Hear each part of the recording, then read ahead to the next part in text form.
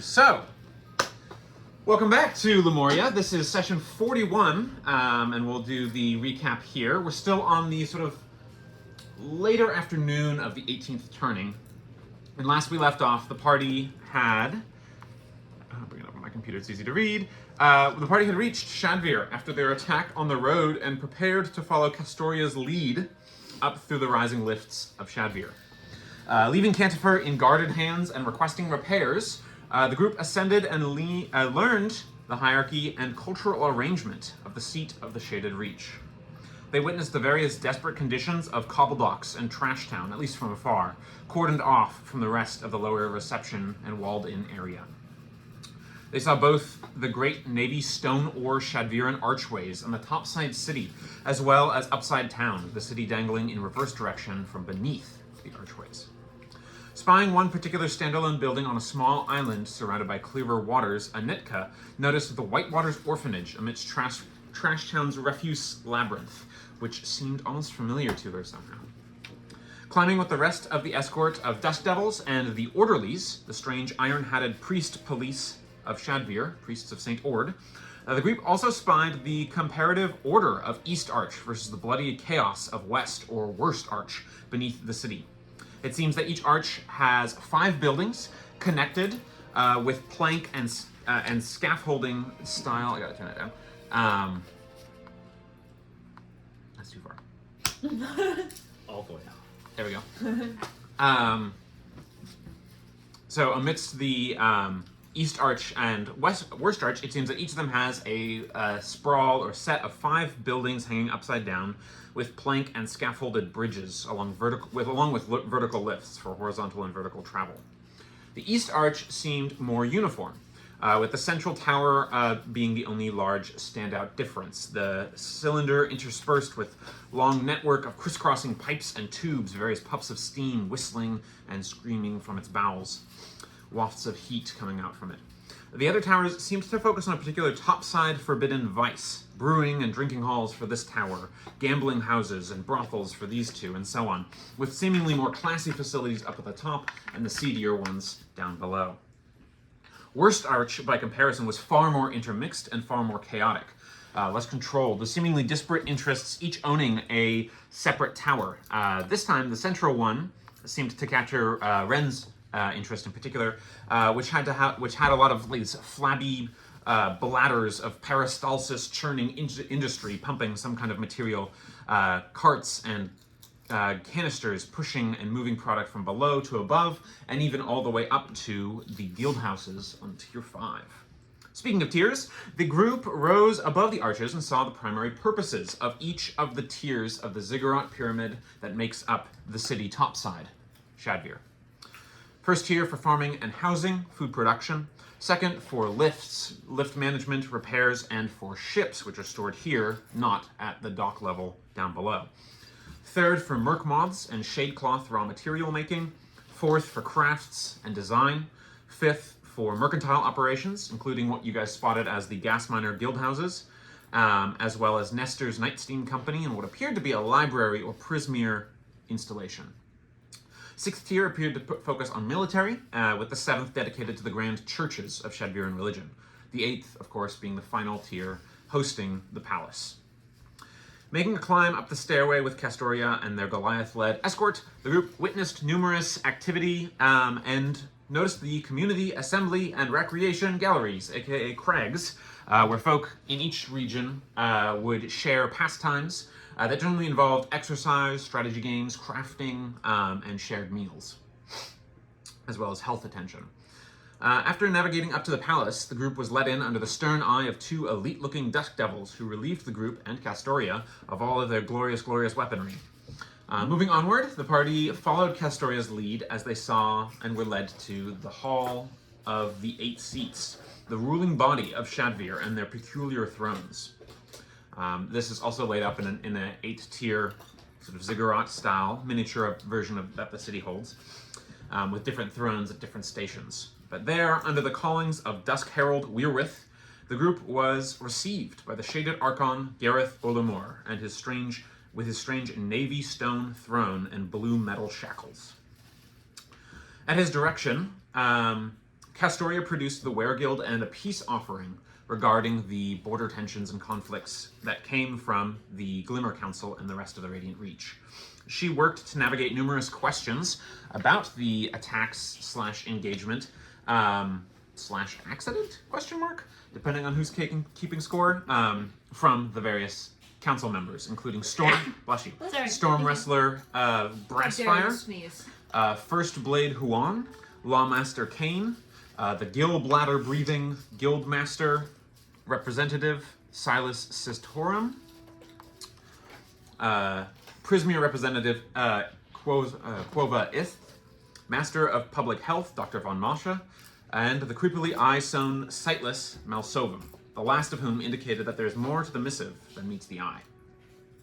After accepting the Weregild, Archon Ulamor cleared the council, but for the party and the Herald Weirwith, who revealed, together with the Archon, that the letter indeed had a much more threatening message, laying blame for Lumen and Lumen technology-based Lumen-based technology theft on the shoulders of the Radiant Reach. And it also threatened to cut off any further Lumen trade to the area. As a result, Archon Ulamor asked the party to investigate claims about these thefts, for he claims the innocence of his city. He was taken aback and remarked about the strange gas miner guild activity and their seeming association with the party's attack when they conveyed this information to him about the caravan and the assault on it with the specialized weaponry. He suggested the party keep a wary eye and pointed them toward beginning their efforts by investigating the Cove's Key, either via infiltration or an exterior interaction, saying that either they perpetrated the thefts themselves, or if they did not, they will know who did. He gave the party a 2,000 gold advance for their expenses and said that he would balance the scales in reward of the party's choosing, in terms of category, commensurate with the results that they produce. Now, we return to the party with a new sense of direction and tension amidst the already pretty full plate of the party. From Naviraax's old associates at Guildhouse 5, to the Cackler's history with Shadvir, and of course, the missing lumens, technologies, and agents that Pulessa Fane had first pointed the party to so long ago. So, you are dismissed from the audience chamber with Archon Ulamor and Dusk Herald Weirwith. What is everyone doing? Oh, no. All I wanted to do was go adventuring, find some magic creatures, but no, we're playing politics now. Neil is going to tap his ear and point to the wall. And hopefully somebody gets the indication of what that means, and then just says, maybe we should go find a place to rest for the turning. It's getting a little late. Well, I think that's a great idea. I'm a little weary in my bones myself, but I was thinking we might want to make sure Castoria is all well and settled here. I believe she's staying here where the Archon told us we should seek accommodations elsewhere. So we might want to take this opportunity to speak with her while we can. I, for one, have some questions. Yes, I'd agree. Maybe we could, kind of looking towards the wall, Neil pointed out, we could maybe go check on our wagon, see if maybe we could just find accommodations inside that. I'm sure, but I imagine it's going to take a while to get back down. Oh, no, true. But we should go talk to Castoria before we leave. I think you're probably the most qualified to speak to her. Yeah, you are. Do you guys think they still have a weapons out there? Oh, yeah, we should get our stuff back. Oh my gosh. There's a lot of damage. Yeah. Speaking of weapons, not crowding you guys, but certainly like present is a quartet of escorts here, just like keeping their distance, but around you in the palace, like just outside in the palace, outside the audience chamber. It's a 2-and-2 pair, just like a little bit before, with Dusk Devils and Orderlies. Yes, let's get weapons. I'm gonna kind of like try to get one of their attention. Can we talk to Lady Athamer before we leave? One of the Orderlies stepped forward, and he's got the pointy iron hat and the like capped iron rod. This one capped in what looks like some mixture of like brass And she steps forward. It's a human lady, kind of gaunt features, lean with a sort of muscular kind of look to her. Very close cropped, fair hair. Yes, I suppose you can do that. We're here to escort you wherever you are going here in a safe manner. Your weapons will be returned to you safely once you exit the palace on your way out. Slade is visibly scratching at like his collarbone. Not having daggers on him is taking its toll. Oh. Flo's doing the absent-minded like side pat, like looking for her gun, and it's like not there. Dionette kind of look like she's trying to pull out her crochet hook magic focus, realize she doesn't have it, pull out her knitting needles, start. I mean, they should have taken those from you. Sorry, I have character, but okay, yeah, sure. We'll go talk to Lady Athmir. Please lead the way. You know, it's up to the gods' discretion whether they take your needles away from you while you're traveling.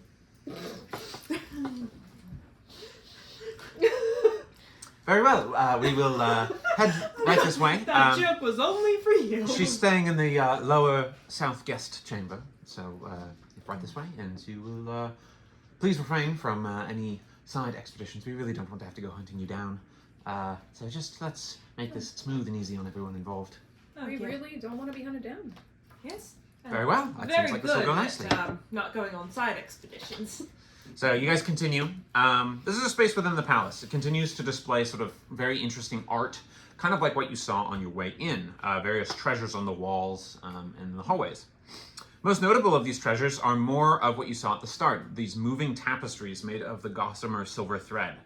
Some of them depict creatures, some of them depict people, some of them depict symbols of different maybe factions or groups. It's hard to totally get a sense of them, but they seem to be shifting and moving in a almost, I don't want to say nauseating, but very hard way to follow visually. And a kind of overwhelming senses look when you're trying to look at it. But there is also, as you are making your way closer, following along, you see what look like a huge old tablet, like a series of tablets that display scenes from the First and Second Sancturian Wars. This is in the like T of the hallway that it seems like Castoria is likely staying in. The winding halls, you kind of descended a set of stairs and got into this T-shaped hallway. Down this hall, you can see multiple stone-doored rooms, but one is set apart from its siblings by another pair of dusk devils, both with the red tear stripes beneath their ears and beneath their eyes, indicating some higher rank, as well as two orderlies with what look like silver-capped rods. These ones also have scales looped within their belts. They clearly are guarding the door, but along the walls are these spaces. These tablets that describe and depict numerous scenes of the two Sanctorian Wars, the civil wars of Sanctus between the Reaches. The gal the orderly who you had spoken to says, just that door there. Let them in after a little bit of a search.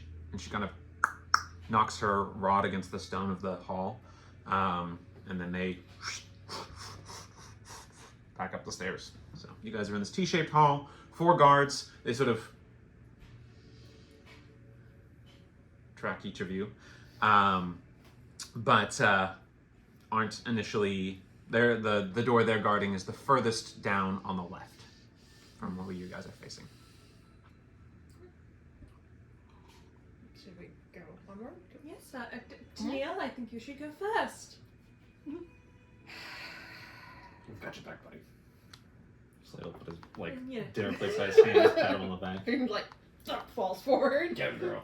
Yeah, one of the orderlies, as you're approaching, grips their set of scales, pulls it from their like belt, and points their rod at each of you like it's a wand, and then muttering something under their breath. And they just sort of nod and part and leave the door to opening. The tablets are still like aligned on the back. They look like they're pretty old and clearly in a place of, while this doesn't look like it's in a lower region down further in the palace, and and doesn't seem to be a particularly place of prominence. It's almost like just a subtle, like you go here in this lower space kind of situation, particularly with vertical hierarchy playing a cultural role. But it's otherwise well decorated with what are clearly important relics on the walls, to their history at least. But you part, the guards part from the room, and you guys can go ahead and enter in if you want. Go get it, Tania.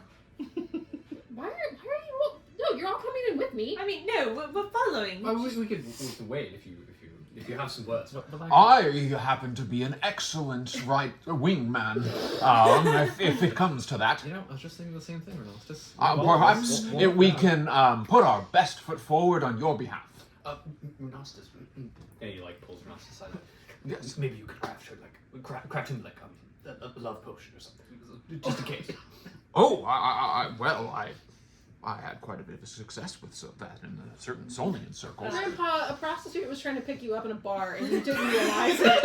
It's different when it's me, okay? Yeah. There's difference about lead the way, Tennille. And Tania, they did take our weapons, so there's no risk of anything happening with the dagger. He's got 1,000-yard stare and that like, what life choices have I made that brought me to this point kind of look. The dust devils remain pointed directly forward, but both of the orderlies kind of like look in, like side eye to Neil. Boops, reaches up and boops his chin. Stop that. No. Okay. He makes a rude gesture over his shoulder and just keeps going, walks forward. All right, so you guys enter in. Yes, behind Tania. Okay, Very so this All of you. is a quite spacious room. A triplicate of rooms, in fact, separated by shade cloth curtains.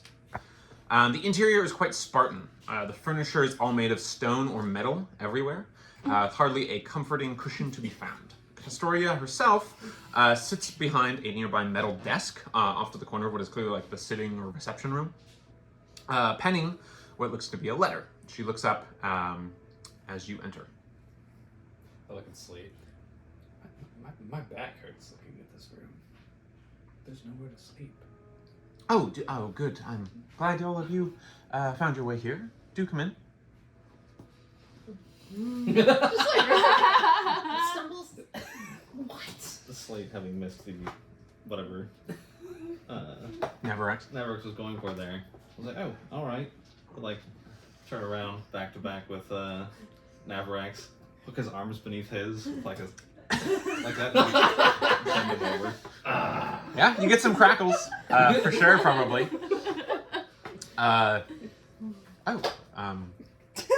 Well, I hope you're feeling all right. Yeah, it's been a lot of walking today. Have you seen those stairs coming up? Yeah, I climbed them with you. Would you care to sit? You're clearly much more athletic than I am, dear. Well, I do what I can to maintain my fitness in case of times of trial as we encountered on the road together. But please sit if you wish. I'm just penning a few letters to send to various friends and acquaintances here, but also individuals more further north. Do any of those have hidden messages? Wow. I know how to do that. I don't have any memory. I'm not sure what you mean. I'm gonna kind of look at Flo. Like, oh. So, that letter was real interesting. Do you wish to explain yourself? Explain myself how? I did not write the letter. I don't think that she had much to do with that, but. What was what There was have you come upon? Comic-Con, it's great. Should we be sharing this information? I mean, you know. If it impacts her. I have mission. taken conventional measures. Sweet. Oh yeah, that too. Walls have ears. Which is what I was trying to indicate to all of you. Did any of you get that? Do you know Yes. your signs? Okay. Naviraax is a Ear, very dirty wall. boy. Wait, what? He's a very dirty boy. Oh, I was like, dirty. I heard dirty, and I was like, No. Um, His eyes are often just in different Well, directions. my role was to be a reputable and safe envoy to deliver the terms. I have no authority to dictate what those terms are. What did the Archon say to you after he had cleared the council? There was a lot of coughing. he asked us to read the hidden message in the letter. Oh. What sort of hidden message are we talking about? Not a nice one. I see. Yeah. Yeah. No, it's kind of a threat, really, from the. A real solid slap in the face. Yeah. Felina is trying to remember precisely what. Long story short, I don't think you guys are getting any lumens or this breach isn't getting any lumens for a while. Interesting. They cut off a bit of the trade as a threat, is that so? Well, I, again, have little authority to decide what pathways are taken by the Glimmer Council, but it seems that they clearly must have had a particular aim in mind. In my personal experience observing and working with the Shining Hand, she rarely moves a piece on the board to accomplish a single task at a time. I only assume that those who work with her are the same. She like throwing shade at us. A little bit, kind of. You find the meaning? I mean, she also works with the Shining Hand. What's that? The Shining Hand is the right hand to the Radiant Archon.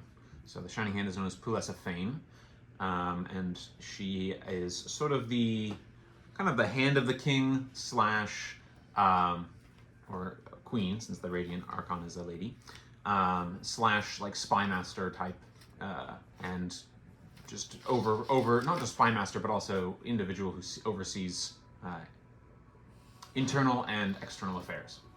We caught her attention. Seems like you have more than just attention. someone might throw out there, but I hope you got the explanation. Different one, actually.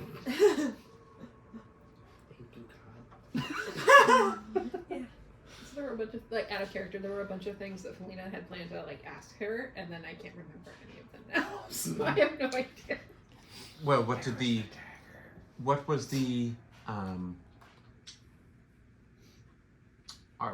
what was the Shaded Archon's reaction to such a bold statement? Not positive. But he seemed to expect it. Very well. I suppose that the games of the Reaches will continue to play. I only hope that we can find a necessary and peaceful, safe resolution between the Reaches. Certainly no one wants a third Sancturian war. Oh, So- well, the Shining Hand does. So Naviraax his chair is kind of like turned around, and he's just kind of like straddling it. He's got his glasses on. He's like writing in a journal. Lady Athema, I'm from Skeffington. I don't understand a lot about the Reaches, but I'm curious. Why would they have so many murals up about the previous civil war? I imagine that the culture here tends to look a little bit backward as far as events of the past and their treatment during the Sancturian Wars. Martial excellence and the pride of its soldiers here in Shadvir and the Shaded Reach is quite an important cultural idea. Less so maybe than the Radiant Reach, who prefers to look forward on how to improve further things, but Out of character, did they lose the previous? they lost Sancturian? both. Oh, okay. Shadvir lost both. Interesting. Put this off the rise again. I mean, Pierce it's is dead. He was not prepared.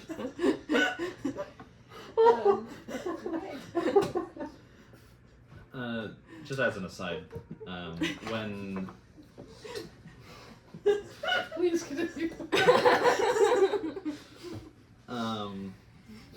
When you're talking to, I just forgot her name. Castoria. Astoria, thank you. Sorry, brains. No, it's all good. Are you gesticulating at all? Like pointing, doing anything with your hands? At this point, probably not. Why? I was gonna, if you were, I was gonna have Slate like try and like back you up in those.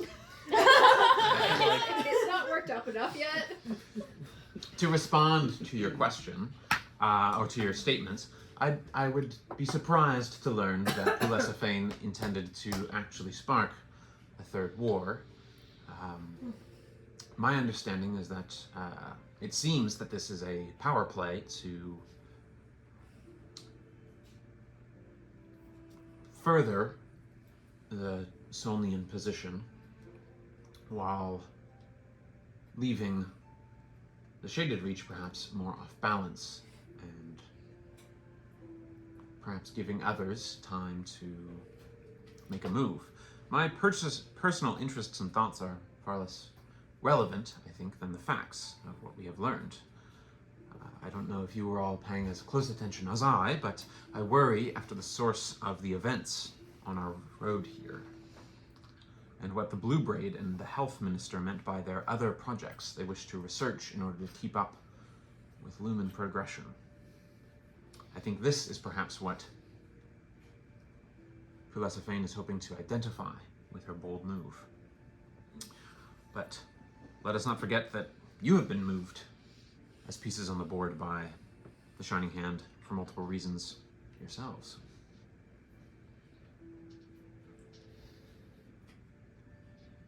Yeah. We also are a little concerned by the activities of the Gas Miners Guild, or agents of the Gas Miners Guild, in relation to what happened on the road, and there's some internal politicking that I think, unfortunately, we are getting caught up in. Yes, well, I'm sure that... Oh, well, how can I put this politely? I cannot decide if you are the most magnificent liars I've ever encountered, or if you truly are as ignorant as you appear. Oh, That one. I mean, I'm very smart in a lot of ways, but yeah, no, we don't have any clue what we're getting into. I'm not even politics from wise. here, miss. Oh, you have memories. It's great. Did the Shining Hand didn't tell you why we're involved in this? She said that you had accomplished deeds that favored both reaches and thereby suited as a rather effective neutral envoy and proved your martial skill in protection. She gave me a brief file on each of you, but otherwise did not. Ooh, what was mine? Merely that you were a skilled individual of unknown origin, possessing some unique capacity in combative prowess. No information. All right. But I understand that, as I said before, clearly the Shining Hand rarely likes to solve a single problem at a time with a single piece. I'm sure that whatever she has in mind for you might be particularly effective. I would like to think that we share some similarities, and that perhaps we might both keep an eye out on the Gas Miners Guild and this Master of Public Health and the Prismere with their various projects that they have. As for the rest, I plan on remaining here, as is expected of me, eventually reporting back and connecting with a few other contacts in this region. As for our carriage friend, I have not forgotten your possession of such a powerful tool relating to my own Vianthan heritage.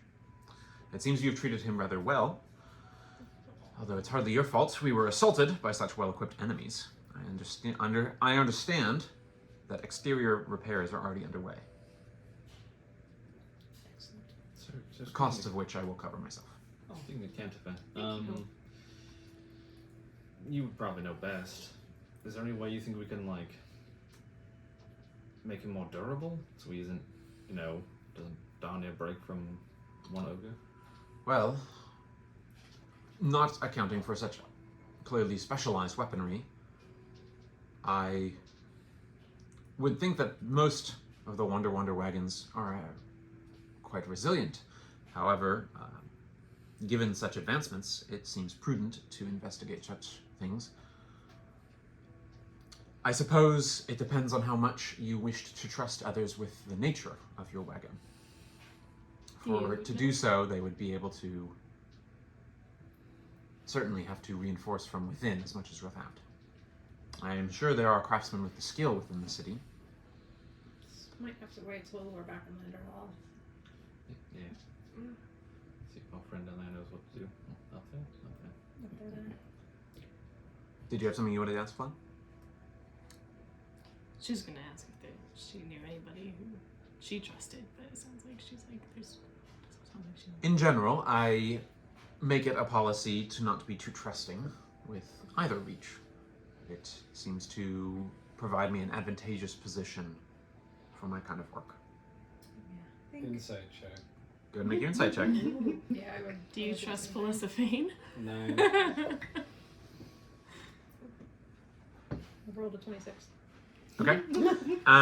As far as you're concerned, Naviraax, she seems very honest in her opinion. Tennille, what you're picking up is the careful usage of particular words that she's saying to kind of maneuver around certain subjects.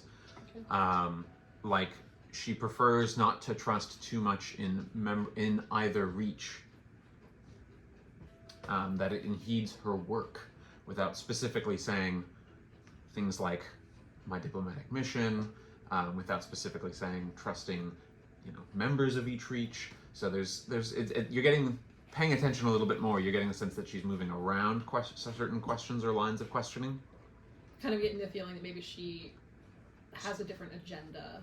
Certainly, it seems, as you noted, that, or I can't remember who else noted, but she herself works with Felicifane and went on her behalf.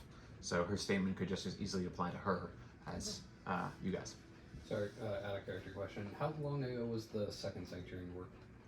I would have to look up the exact dates, but about 60-ish years. I think Tennille Renassus potentially would have been alive for that. Actually, let me look up that timeline. It might matter for further things. Actually, no, that's not accurate. It's over 100. Okay. Well over 100 years ago. Yeah, that's not accurate at all. That was a dumb butt. Where is... Renzold and Furbots lived for a while. Renzold and Furbots lived for a while. In my mind, I was trying to figure out, was Lady Castoria Athmar involved in that one? Yeah, so the Second Sancturian War ended in 362 AC. You guys are in the year 430. So that would be what, 138 years ago? 362 to 430? Yeah. 138? That's like 70 years. Yeah, that's like 60 or 70. Oh, yeah, sorry. I can math goodly. I was closer on the first. I guess I should just go with math instinct. The first was in 289. Okay, thank you. But there were several uprisings. Go ahead and make a history check. I was like, why am I getting this information for free? That would be a solid 9. Solid 9. You don't know too much, just that there are other, this used to be a penal colony, which was mentioned to you guys on the way in, and that was established in 106. Oh, so before the first. Interesting. Yeah, before the first Sancturian War. Britain fighting Australia. Well, Yeah, so closer to 70 years with the first Sancturian War. Should have stuck with my gut. I was pretty close on the first shot. kind of picking up on what is not being said and realizing that we might be in a little over our heads. Not us. I'm going to kind of divert conversation to, regardless of whatever brought us all here, part of our mission for the Shining Hand will keep us in the area for a little bit longer, potentially, to going outside of the city. But if you do you know how long you will be asked to stay? Not yet, but I imagine a handful of turnings. You can always reach out to me if you wish to. If you think I can help in whatever you are able to do, I will do so. Certainly, I will stay until the completion of the repairs, which should, I believe, complete on the end of next turn. If things move in accordance with the schedule that I was told. Did you have anything you wanted to say? You said something. You asked like something like, "Did you trust?" or something. I didn't quite hear. What are your opinions on Pelesophane? Do you trust her? I imagine an individual in the Shining Hands position does not garner trust or give it very easily. I feel like you're dodging some of our questions. Oh, you can't say that. Well, I can't pretend that I am going to give all pieces of information that you seek necessarily. Part of my position is predicated on being discreet. Well, I think if we are unknowingly playing a part in a new uprising or overturning between governments, I feel like we deserve a little bit of an explanation. If even that were the case, do you think they would risk in letting me know after sending me here? Wouldn't you want to know? My desires personally have nothing to do with the matter. What are your desires? So I believe she was just the messenger. Indeed, for the most part, my desires revolve around seeking a peaceful resolution to the border conflict. That was indeed what I was assigned to do. Can I do an insight check? Go ahead.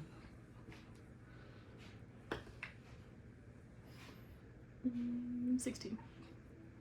As far as you can tell, just tell me the truth. Okay.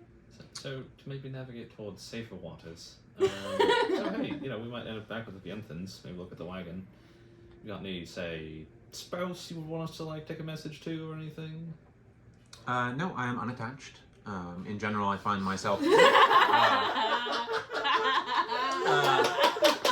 In general, I find myself.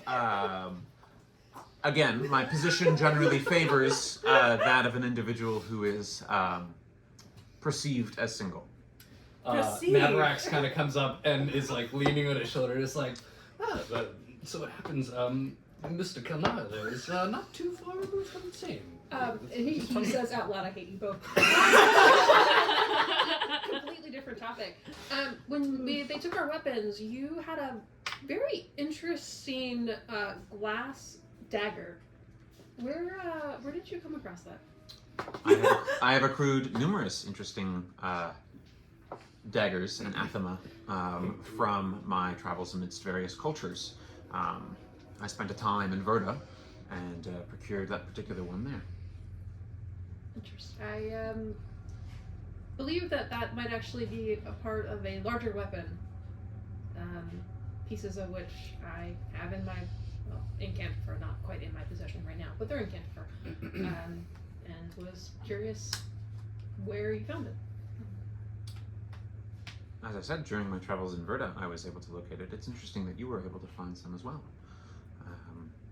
My understanding is they're not easily come by or earned. Ouch. Ouch. He would say that. Well. Oh. Do you say that out loud? No, that was out of character yeah. to Brandon. Yeah, the ouch Thank was you. out of character too. Well, the hilts of the weapon was, let's say, maybe in the hands of some people who did not quite appreciate it. And you sought to liberate it. Is that right? yes. And the other piece was within Canterbury himself. Oh, And good so for you. fell into our possessions that way. But we found a smithy in Lenderhall who believes he might be able to put the pieces back together. Now that is interesting. Perhaps we should have a future meeting and discussion about the disposition of such a interesting relic. I was understood it held more of a historical and religious significance relating to some efforts of the previous Ranshani and Elushani individuals. At that, I'm gonna kind of like gesture and make my tattoos glow a little bit, just because.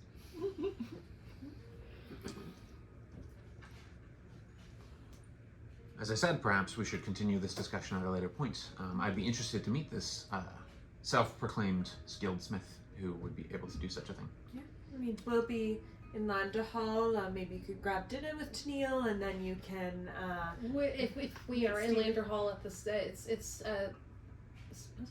shop Steely Sands? Steel Sands. There's a shop Silver Fox. Steely Sand believes that he could do it if you're ever in Lander Hall. Oh, very well. Yes, perhaps we can coordinate a time when we'd be able to meet up. But yes, I suppose that might be. That is most interesting that you came across that. Well, I imagine that he'll need some additional materials to put the pieces together, but I guess that's for him to decide as he studies it. Getting back to topic at hand, is there anything further that you require of me while I'm here? Is there anything further I can do to help your supposed assignment? I still never quite heard what you were supposed to be doing on behalf of Gareth Olimore. I don't think you actually ever particularly told me what he had said in response to this additional hidden missive. Just information gathering? It's actually very similar to what the Shining. Actually, it's the same thing the Shining Hand asked us to do. When you get down to it. Interesting. Yeah, I mean, yeah, it's in essence the same thing. Well, I wish you luck with that thing. Perhaps the Shining Hand is aware that she might be able to find some common ground with the Archon here.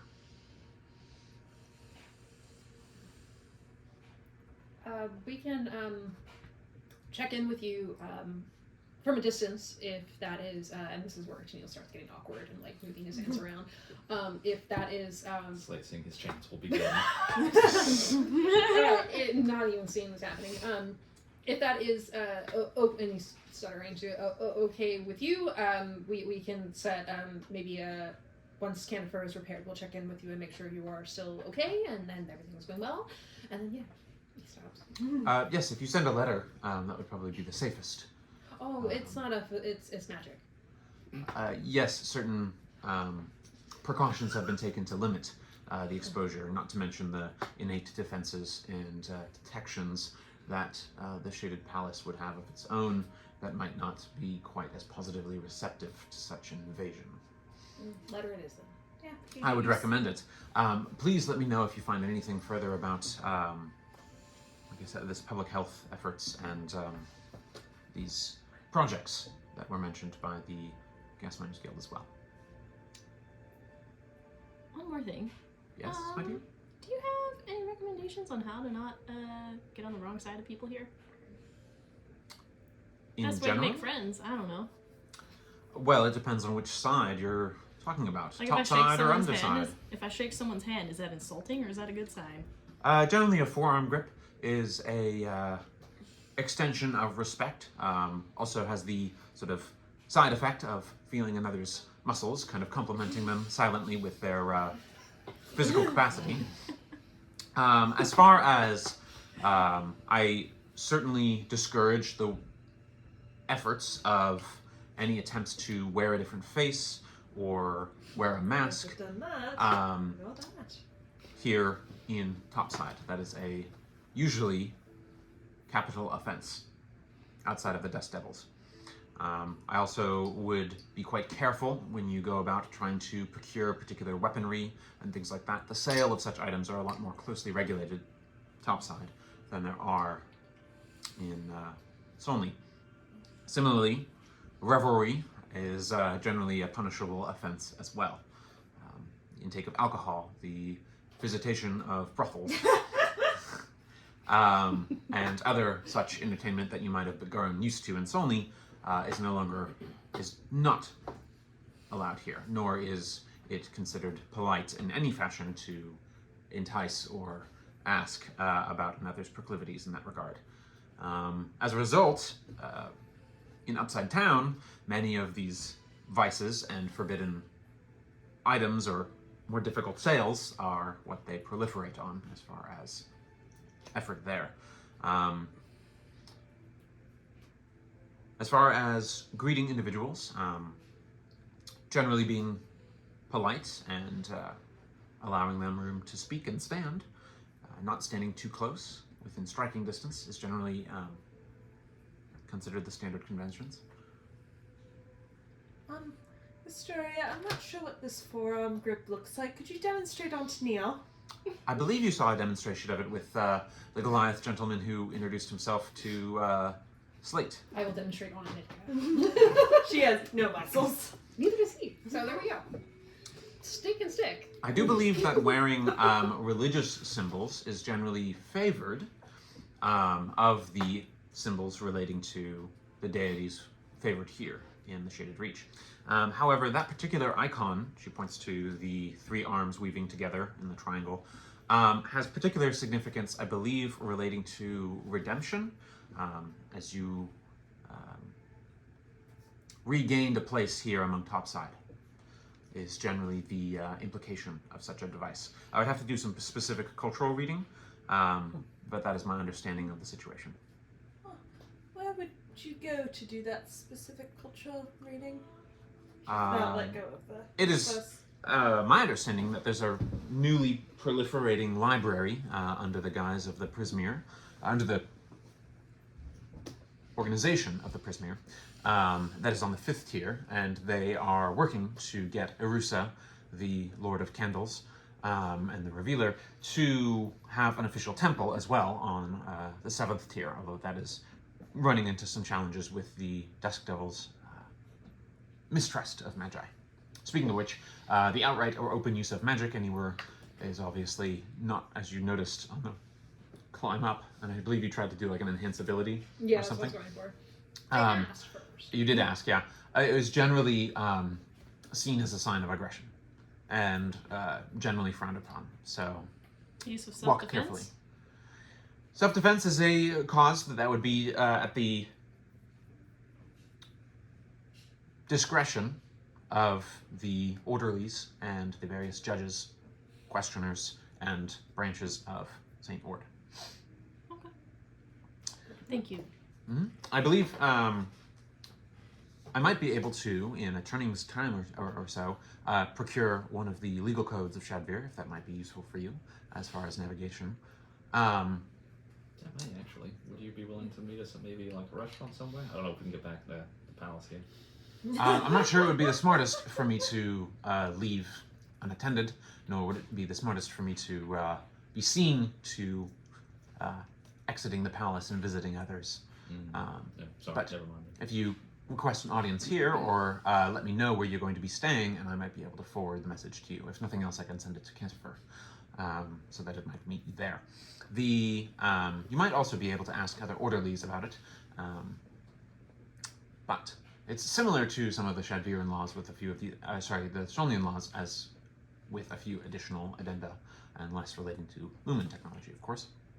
As far as laws underside, well, that depends on which arch you are in and whose jurisdiction and territory you operate in. One more thing, I suppose I should mention: the Night Steam, not the Night Steam, the Natarium gas is a heavily regulated substance. The sale and possession of it is generally considered forbidden unless you have a specific license. Government contracts and pressure refineries are usually where that material is most used. Okay. The Night Steam technology, on the other hand, I think does not seem to have as much of the regulations, that being the refined product. Okay. In any case, is there anything else I can assist you with? I don't think I have anything to Neil. You have been very helpful, Lady Althmar. Thank you. If there's anything we can do in the meantime. You can call us anytime. Very well. I will send a missive should I find something of value, and I would ask that you do the same. If you feel I can be of assistance to your mission, or that you feel that you found something of meaning regarding those subjects that I pointed you to. We might be clueless idiots, but we're useful idiots at least. There are worse things to be. Well, good turning to you, and I'm sure that you can find an escort out. Can I take just a brief glance at the letter?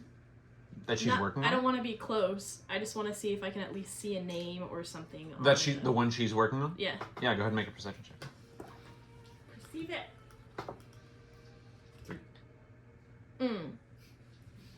11. 11. It looks like the current letter that she is addressing. Let me look at the situation here. You just see what looks like a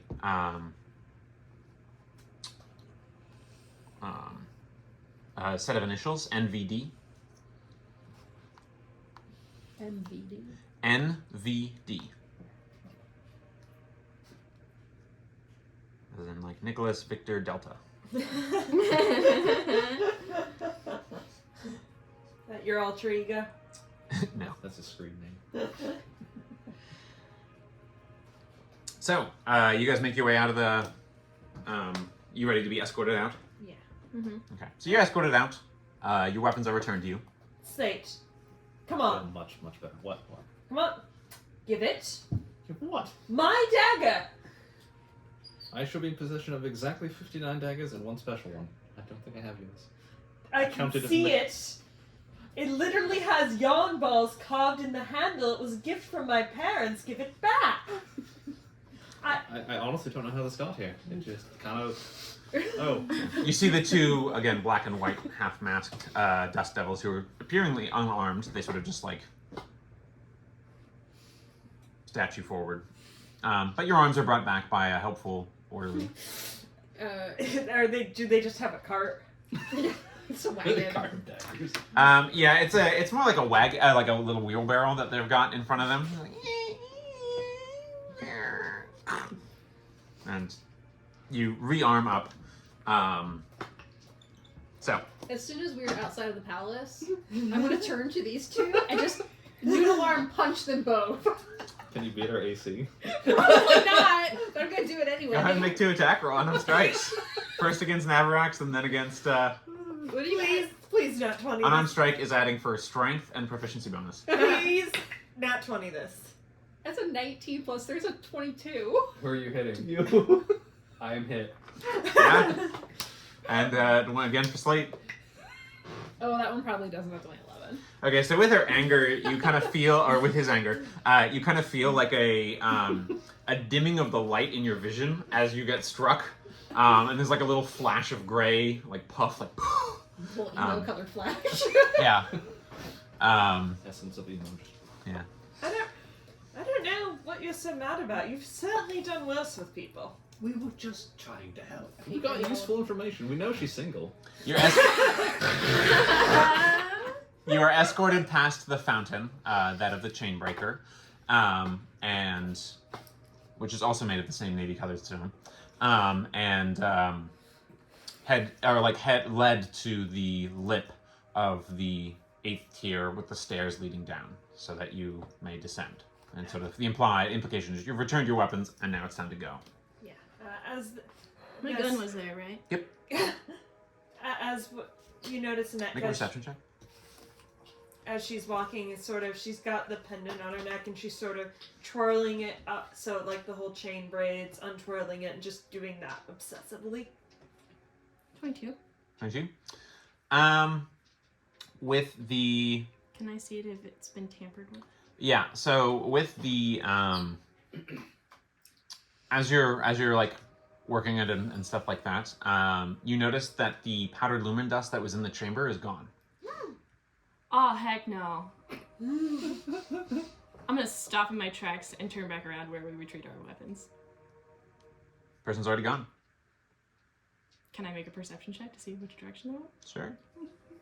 This courtyard, by the way, is the one you guys came in and had the sort of maroony red hedges carved in different directions and sort of labyrinth archways and trellises and stuff, and then the fountain at the center, which was the blue navy stone statue of the guy with the broken chains on his wrists, and the like part of the statue is like the adoring crowd like looking up. 15. 15? You do not know. Can I walk back down the hallway that we came from? You're outside. You're at the lip of the stairs, is where you got the Is weapons there back. any guards close by?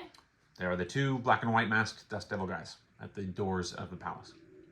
Oh, maybe we ask the guards next time we see him about this. But right now, I think we should probably go. I'll buy you some candy. So subtract 1 packet's worth of lumen dust. 1 packet's worth? Okay. Or not 1 packet, but 1 shot's worth of. Oh, 1 shot's worth? Yeah. Just like a Because it would have been not a bullet. Remember, you can have a certain number of. I hopefully conveyed it. Well, I You- have 5 each- shots per packet. Yeah.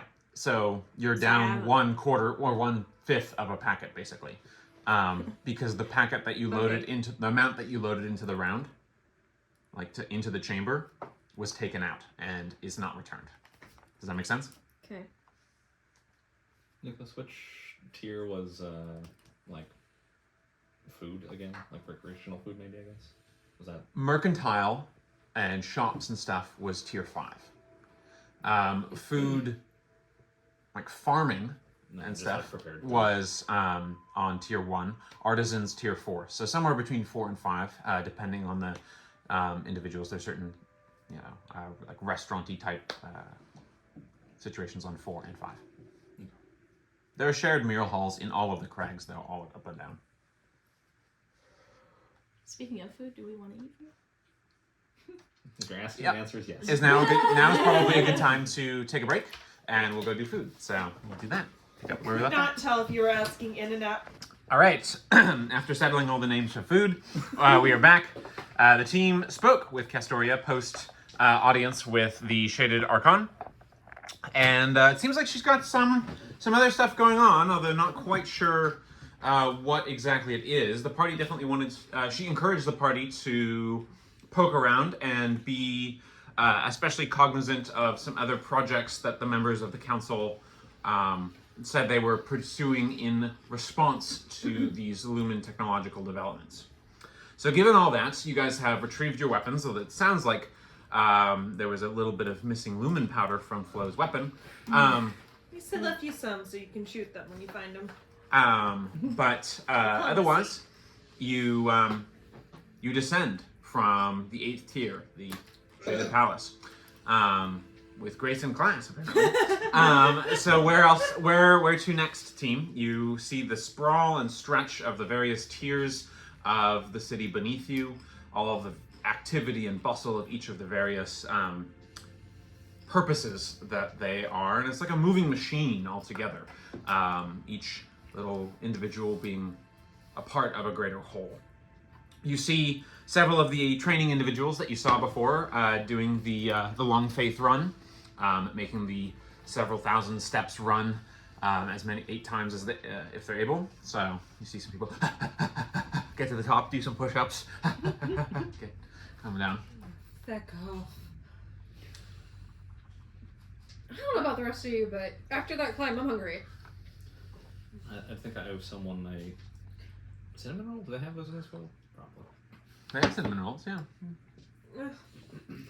You know, maybe it's a bit nippy here. Maybe some sort of warm chili. Oh, would you like? I can prepare some particular rations that might You be know, of. Pronouncus, you have cooked so much for us in the last couple of turnings. Why don't we treat you to dinner tonight? Yeah, something krill free.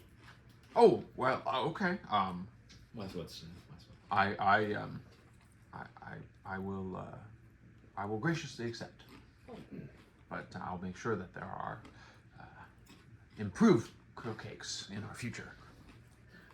Cyber Twitch. Don't have to have any. Well, let's what do you think? Slate 5th, 4th tier food? Well, we're heading down, starting 5th and nothing to the 4th. I'm thinking like maybe some sort of like warm soup with beans in it would be quite lovely. Maybe some tubers. So the team's trying to find food. Is that what Yeah. the situation is? And potentially, do we want to stay with Cantor? Do we want to go back down and stay with Cantor, or do we want to stay up here, top side, so we don't have to make the climb potentially on the next turning?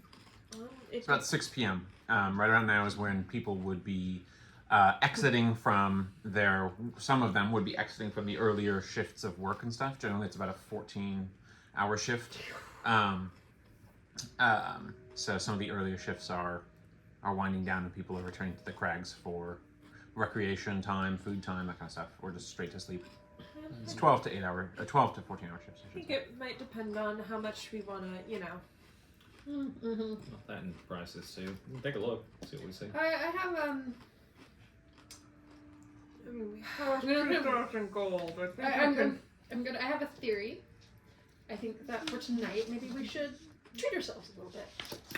And, maybe get nice and relaxed. And then I'll explain my theory when we're in a more private place. All right. Okay. Say no to a nice bed. So what are you guys looking for? Food and in. And yeah, kind of maybe a nicer. Do they have a Cinnabon here? Is like, does the large lady have a little hut here somewhere? Aw, she's franchising. So, inns are not a proclivity here because there's no alcohol on the top side. Okay. So stay houses are usually included as part of the crags. They often have spots for guests and things like that that can be purchased at various levels, at various prices depending on the level. Obviously, you could decide to look in Upside Town on the underside to find more of the classic inn experience. So it's kind of up to you as far as that goes. Obviously, if you know somebody, or generally what happens is for shops and things like that, lots of people live above their shops or in the same building as their shops, things like that, or in the like buildings and housing around the crags. So guests and things like that aren't as easily accommodated, maybe, depending on your guys' needs. But you'd be able to find like the crags usually have or the neighborhoods around them usually have like a bathhouse, and you might be able to find somewhere to stay along there as well. Maybe upside down, higher levels of upside down in those regions. Yeah. Depends on what you mean by smarter. That we could get food and then search for a place to stay. I mean, there's places to stay for sure. It's just that it's not going to be like an inn experience. It'll be more like a guest hostel type deal. I think it's probably fine for us. Naviraax, where were your friends at here in the city? Guildhouse 5. Do you think we should go talk to them tonight, or before the turn ends? I mean, how sleepy are you feeling? I'm hungry. I'm not The way he said that was just funny. I mean, I'm trying to remember which one of you failed the roll going up the stairs and got tired. Yeah. No, It's me. I carried her. Yeah, but I was After. failing Oh, ethically. yeah. The first roll. Yeah, Slate can carry her. It happens a lot. it's more of is it imperative that you get there as soon as possible? Maybe we could have some dinner, go chat with your friends, and then find a place to stay. Sounds reasonable to me. And maybe plan for a day tomorrow. I would like to visit the orphanage. Well, hopefully we can be quick at the Guildhouse. Yeah. And then it'll take too long, right? Like Right. us, right? No. Yeah. Go ahead and make. Someone can go ahead and make an investigation check to search for a nice place to stay. I'll take this one. Alright. Off we go. Ooh. That's a nat 20 for a 24. Okay, so take inspiration. Obviously, very nice. Nat 20. You find after going down a couple tiers, you go to the 5th tier. This is the tier for mercantile sales, shops, and things like that. For the most part, this isn't totally true, but there's less of a glaring signs and, hawking goods and, that kind of stuff. There are symbols, usually trade symbols, under each various store indicating what they sell. You also see, I will read the kind of 5th tier brief description as well, so you get a sense of some of the stuff around. The Guildhouses are on this floor, on this tier, as is the Nestor's Night Steam Company, the library, the Prismere multicolored glass and columns library space. Let me get to this section. Shops, guildhouses, main mixed markets, most chaotic, and is the most of the chaotically bustling tiers. Metal shops, jewelers, moneylenders, cobblers, general trading posts, licensed foreign merchants selling their wares, with an understated way, no hawking, shouting. Notable among these are the guild halls. The telltale bladders and puffs of gas, churning wheels and maze of crisscrossing pipes, spreading out along mercantile shops, as well as what looks like housing for the members, and stuff like that. Based on who's coming and going, you also see what look like maybe mercenaries, or hired subcontractors, things like that, who come and go into the guild houses. And there's a row of them. They're all marked with a metallic numeral, so I, so on and so forth. So you see, V, 5, along the way there, just with that roll. You also see what looks like the sprawling shops of like homestead mixed with Kosakari architecture of the flanged awnings and rooftops. Plenty of display glass for various wear. They all bear the same name. There's like satellites or spreadings of multiples of the store on each corner, it looks like, and then a larger one that's like 3 or 4 stories tall. This is Nestor's Night Steam Company, the largest perhaps being the original. We talked about the standing out multicolored columns of the Prismere hub. It looks like scholarly folk coming and going, things like that. Basic education, maybe, because it looks like there's a school or a class of younger children who are coming away from that. You also notice, just as you're looking around, you notice a few of the winged house cats, the Kedidrin, moving around, capturing a few vermin and things like that. You see one that kind of darts between an alleyway and just kind of paws forward, wings folded, just sort of, and then just sort of like, it just looks at you and just says, "That is all," and just goes on. Did just him see that, or he see that? Or? He is the primary one who saw it, but you guys all heard it. No. Why? The answer is no. But you also see. Keep him in the wagon. I feed him every day. But you also find a spot that looks like a nice, comfortable staying area. It looks like it's designed for merchants who are these like licensed foreign merchants able to sell in Shadvir, who usually are coming in like kind of like what you saw in Lander Hall with carts and wheeled stands and stuff like that, where they're able to set up and then kind of close down for the night. This looks like it reads as a bathhouse and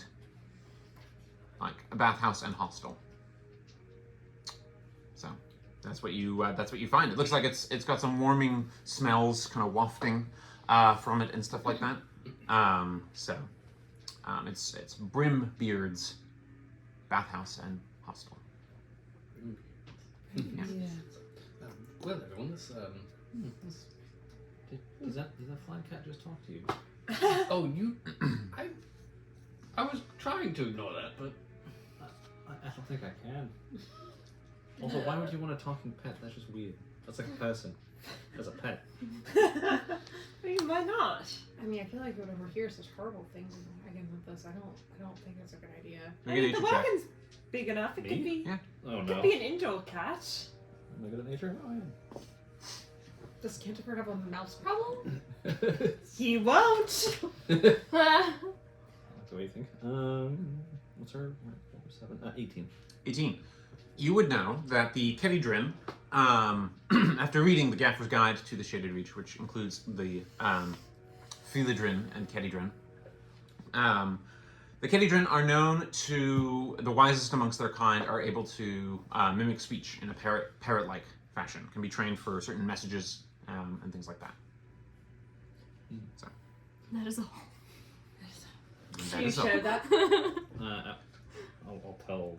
Yeah, I'll tell the group at large. Yeah, see, it's not that they're intelligent. They can just mimic speech like a parrot. Or we should get a parrot.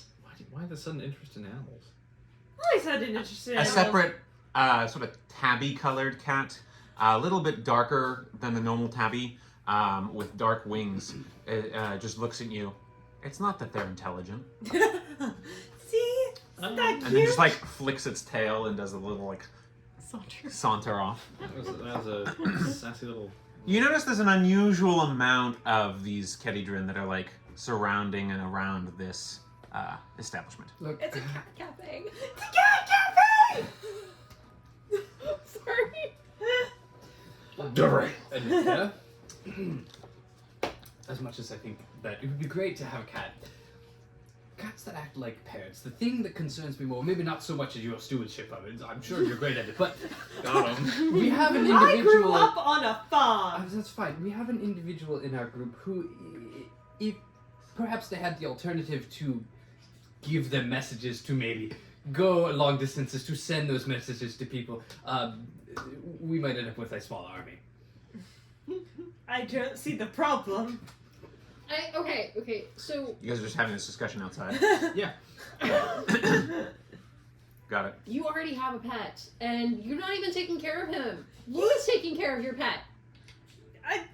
He wanted to study the You snail. Oh, it's a snail. Yeah. But But that you haven't shown that You can also care- forgot about Mr. Mittens. You never care about my interests. I'm gonna just go inside. Okay, you she- push. Go ahead. Oh, actually, no. I remember that would be a bad idea, and I go in. All right, so you push open the door, and inside, it's laid out not quite like a normal inn, as there's less of a bar than there is like a hotel concierge kind of desk. But behind the desk is a bunch of what look like two-way cubby windows, cat doors, with lots, perhaps 6 or 7 Kedidrin kind of. That sounded stupid. No way! No way! Oops. A cat that could mimic speech would be just the Oh devil my incarnate. As they kind of congregate, at the sales counter is a a dwarven man attempting a comb over No. with maybe 4 long strands of hair. His beard, however, is luscious, well oiled. It's long enough that even tucked into his belt, it goes to his knees. And he's got quite a luscious curled mustache, very very thick hair. It's kind of a like a darker brown black kind of situation, but it's got an off-center blaze of silver kind of off to the side. He's rather thin for a dwarf. And he's scratching a particular Kedidrin that's on the desk, that's sort of arched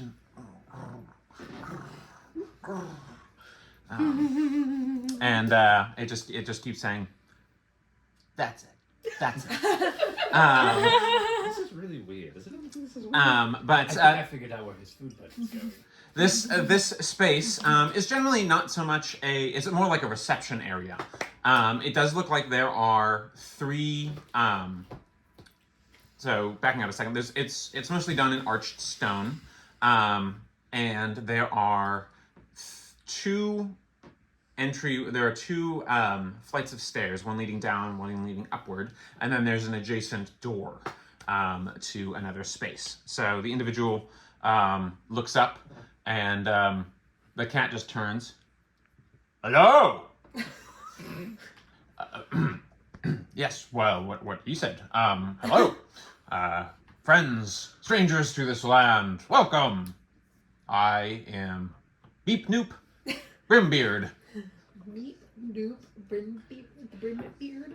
Indeed, that is my name. Insight check. Make an insight check. It's a 2. That's what it is. It's a 2. Sounds like that's It's his name. Coop. Yep. So I believe it entirely. Well, it's wonderful. You can just to call meet me Grimbeard. Everyone does. you. It's wonderful to meet you. It's lovely to meet all. I haven't quite met.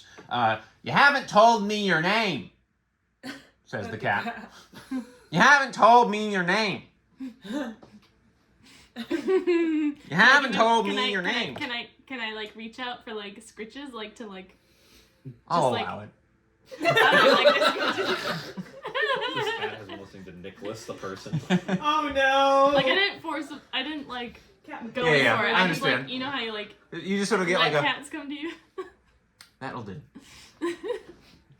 Well, what can I do for all of you? As you see, we have a esteemed collection of messenger Kedidrin. Should you need to send a message, they can be trained with particular phrases. I recommend ones that are 25 words or less, but they are trained to find individuals of their city. I also recommend refraining from profanity.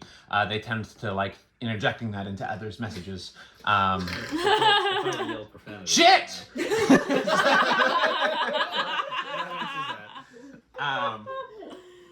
The Swearing flying cats. but That's what dreams are made of. and he's like, Tommy boy, what have I told you about your language? Tommy boy. In any case, if you'd like yourselves a bath, if you'd like yourselves a room or meal, we accommodate that here. I specialize in foreign travelers and merchants who make their way to the 5th tier. And esteemed individuals as yourselves clearly have the coin to manage such an arrangement. So, what will it be? And I didn't quite get all your, as the cat said, Lucy Day did mention I haven't got all of your guys' names. We're the Bewildered. Tennille. Indeed. Naviraax. Slate. And to the cat, not the person. Anetka. Well, what are your rates, by the way? Oh, and this is Renastus, who's probably like wandering off somewhere else. He's already got a cat like in his arms and giving him tongue rubs. And the cat is just sort of like,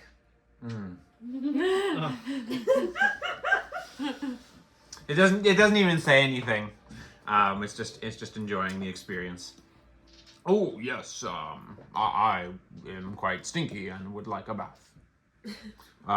As for rates, yes, yes, depends on what you would like. With a bath and meal package for each night, that'll be 8 silver a head. Nothing, just straight from the pot, mind you. Additional meal or something on request, well, that would depend on the request, but then we're talking solid gold. I think we can swing that. Say we helped you clean up a few things. Solid gold, one of the cats says. Or gave some extra scritches, or maybe said some very nice phrases to these cats for you. Well, Do you if happen you to would have a nice like, there is a further rate for the kitty biscuit massage, if that is something that you would prefer for each of you. Claw free or with claws? These ones are voluntarily declawed and provide a rather cuddly experience. I personally find it, although it seems that it's not our best-selling package. But that would at least set you down at 1 gold, 5 silver apiece. I meant something different in that perhaps I help you clean up around the place with whatever you need, and maybe I give a discount. Make a persuasion check. Persuade. No! 8. Dow! I like to imagine the cats hear one phrase they all like, they all just start saying it at the same time. Ow! Well, I would say that I like to keep quite a clean establishment. I'm not sure I meant no disrespect to your establishment. It's beautiful. Your face is beautiful. Your beard is beautiful. Oh, the thank cats you. look I oiled it beautiful. at the beginning of every turning. I say you have a mighty fine establishment, but I know that it can be a lot of work sometimes putting up a shop like this. So if you need a hand with something, I'm offering my services. Well, Another cat just paws you, offering my services. Well, it depends on what we need, but at the moment, I would say we're probably doing fairly fine. If you have a prolonged stay, perhaps we might discuss a discounted rate. Okay. Sorry, can't give you too much with It's an okay. 8. I know.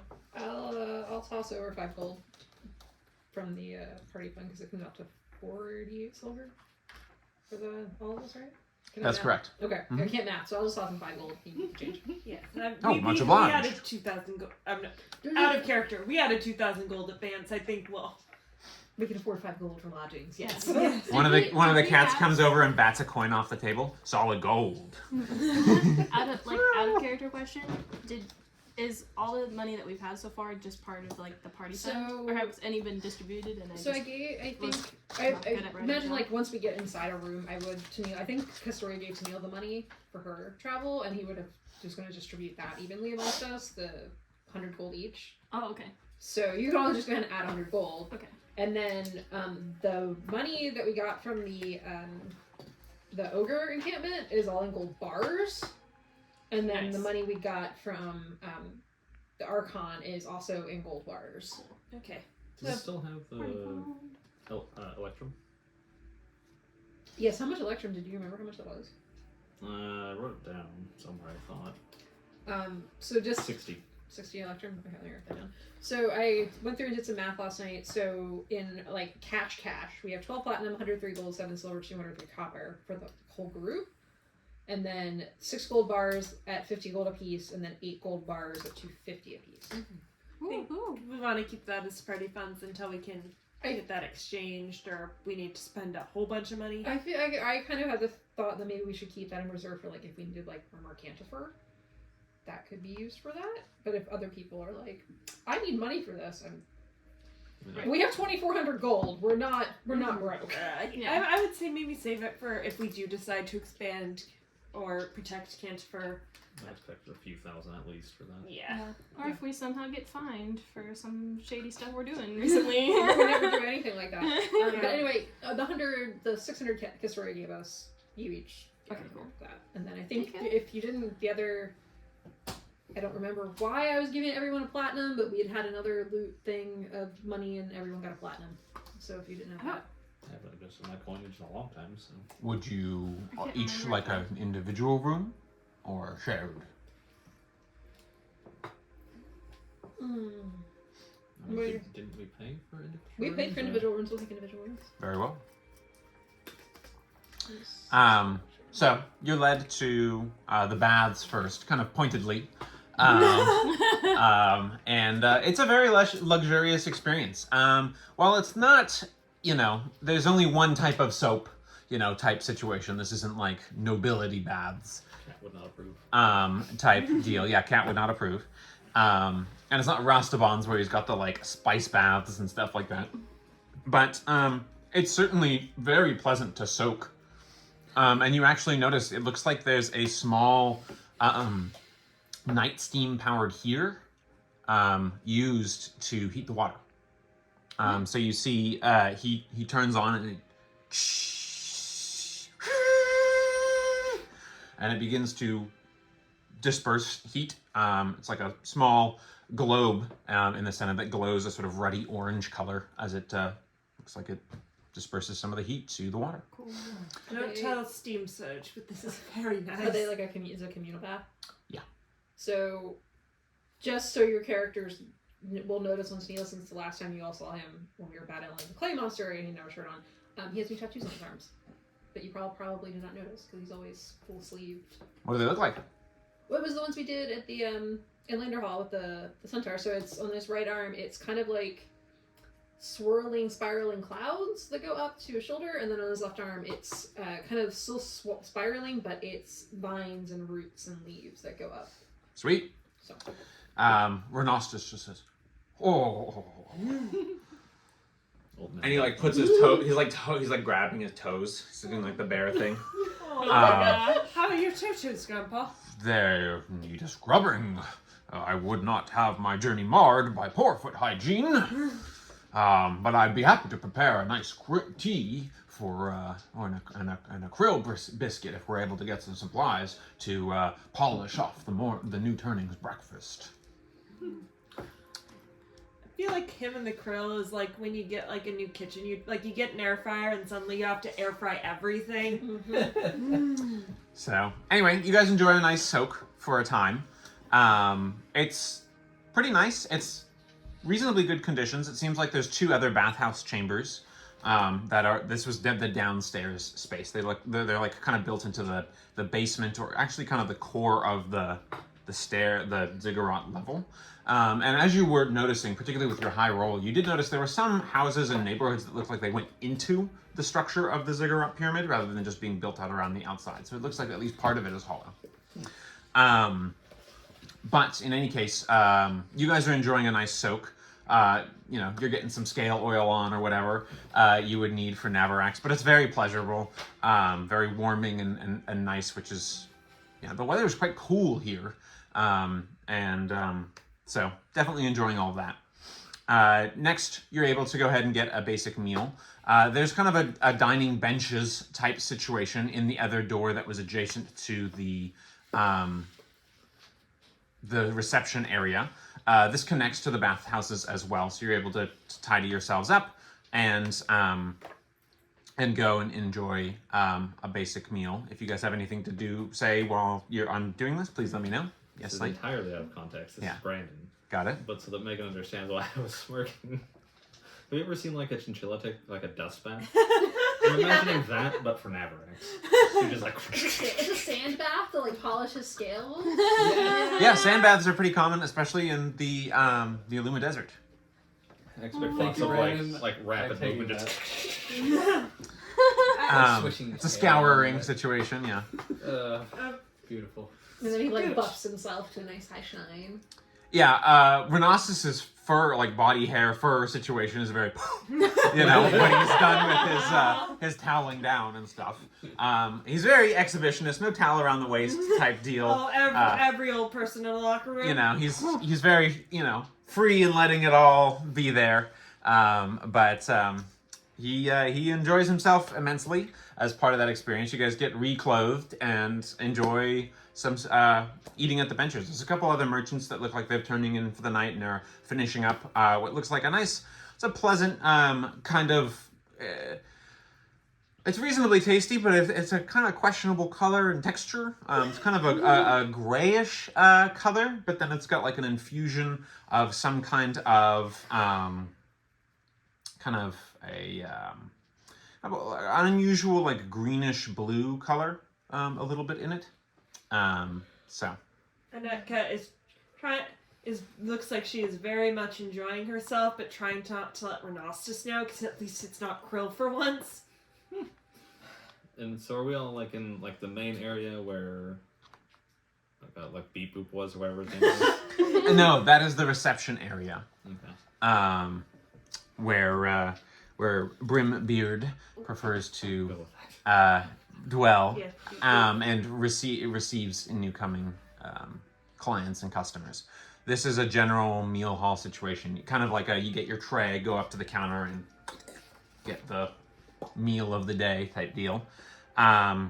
So, those of you who are from around here or have proficiency in nature can make a nature check to roll for Renostis. Nature, Oh, you nature. rolled very nicely. What'd you get? 11. Anyone else make a roll? 17. 17. You and Renostis would know. It looks like this is some kind of plate shroom meal. So it's basically ground up and stewed shrooms. And it looks like it's got an infusion of what looks like a little bit of Noctis carrot. So it's not bad. It kind of tastes like mushroom stew with a kind of a sour sweet potato type taste. It's served with just water.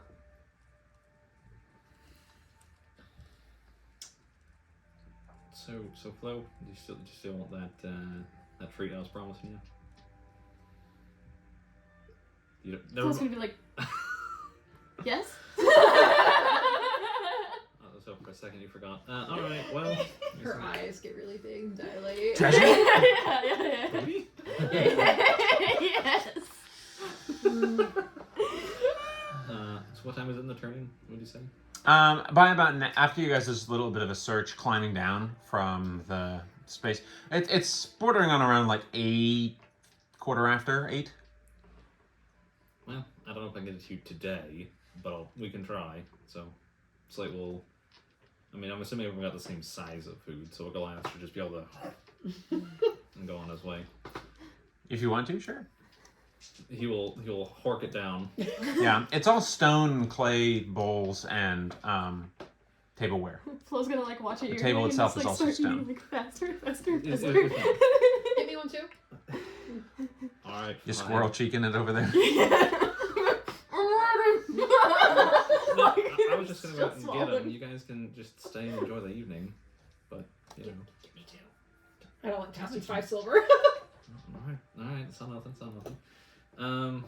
So can Slate go talk to Brimbeard? Yep, you go. You see Brimbeard. He's saying to one of his cats. He's saying,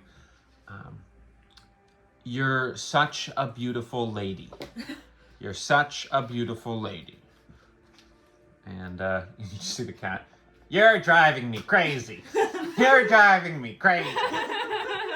"Oh, yes, client. Slate, what can I do for you?" He's like blushing very scarlet. You know, sorry. Anyway, would you?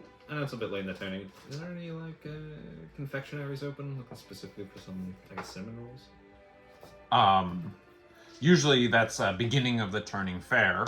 I do know there is Twiddlebuns.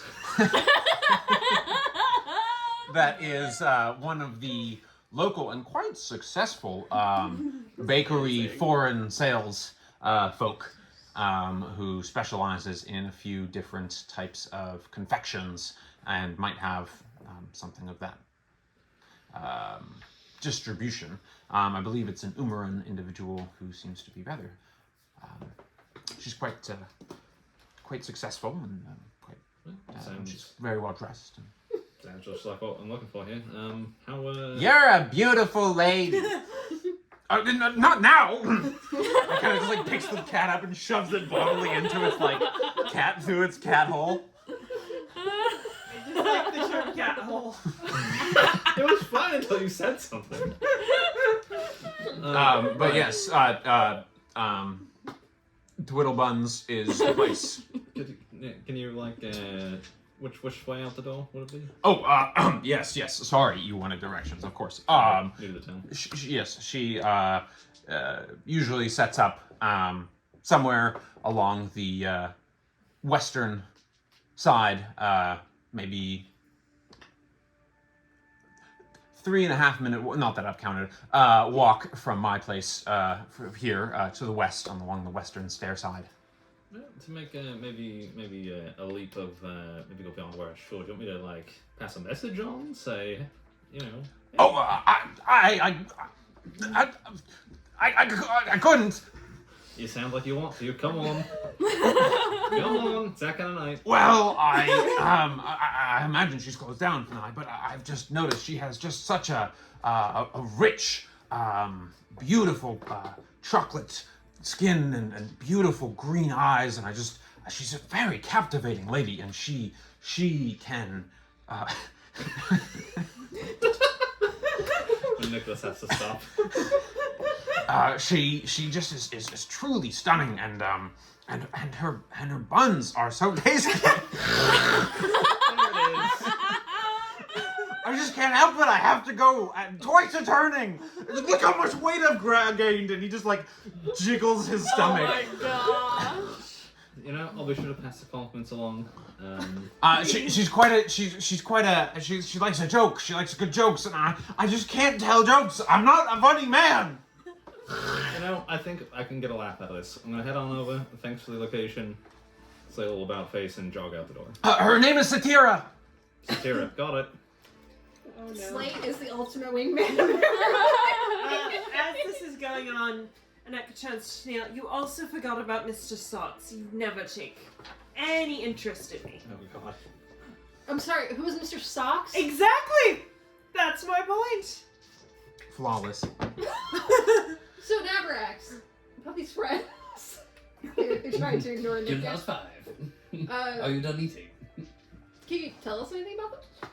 My friend. Well, so before I found all of you folk, I spent let's say a good portion of my life actually going on archaeological expeditions, and spent a solid decade up around Amura,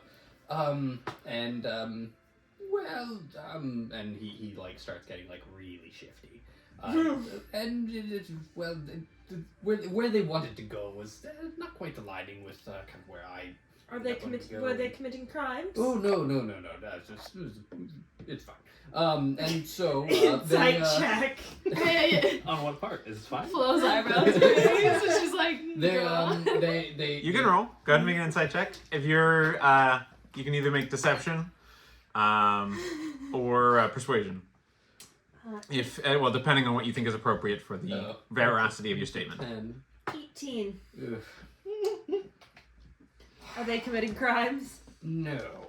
Okay. So again, we like to do archaeological expeditions, and I'm from Skeffy. I'm from the mountains. I'm a man. I'm a dragonborn of the soil, and they wanted to take a boat. And so they went to Solney, and I continued going on land.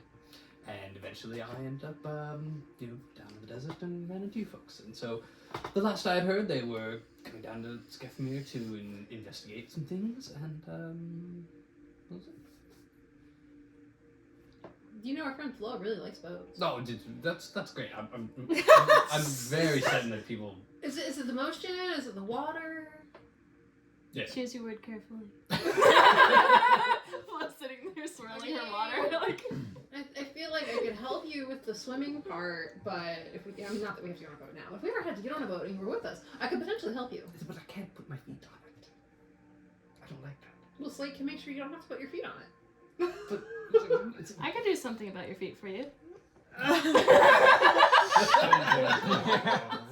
Did you hear about Organ strike. I mean, I do hear feet keep washing up on the shore. More on that later. More bees with honey than vinegar, Flo. More bees with honey. Well, I mean, you get the most bees with an ice ball. You make your way to Twiddlebuns,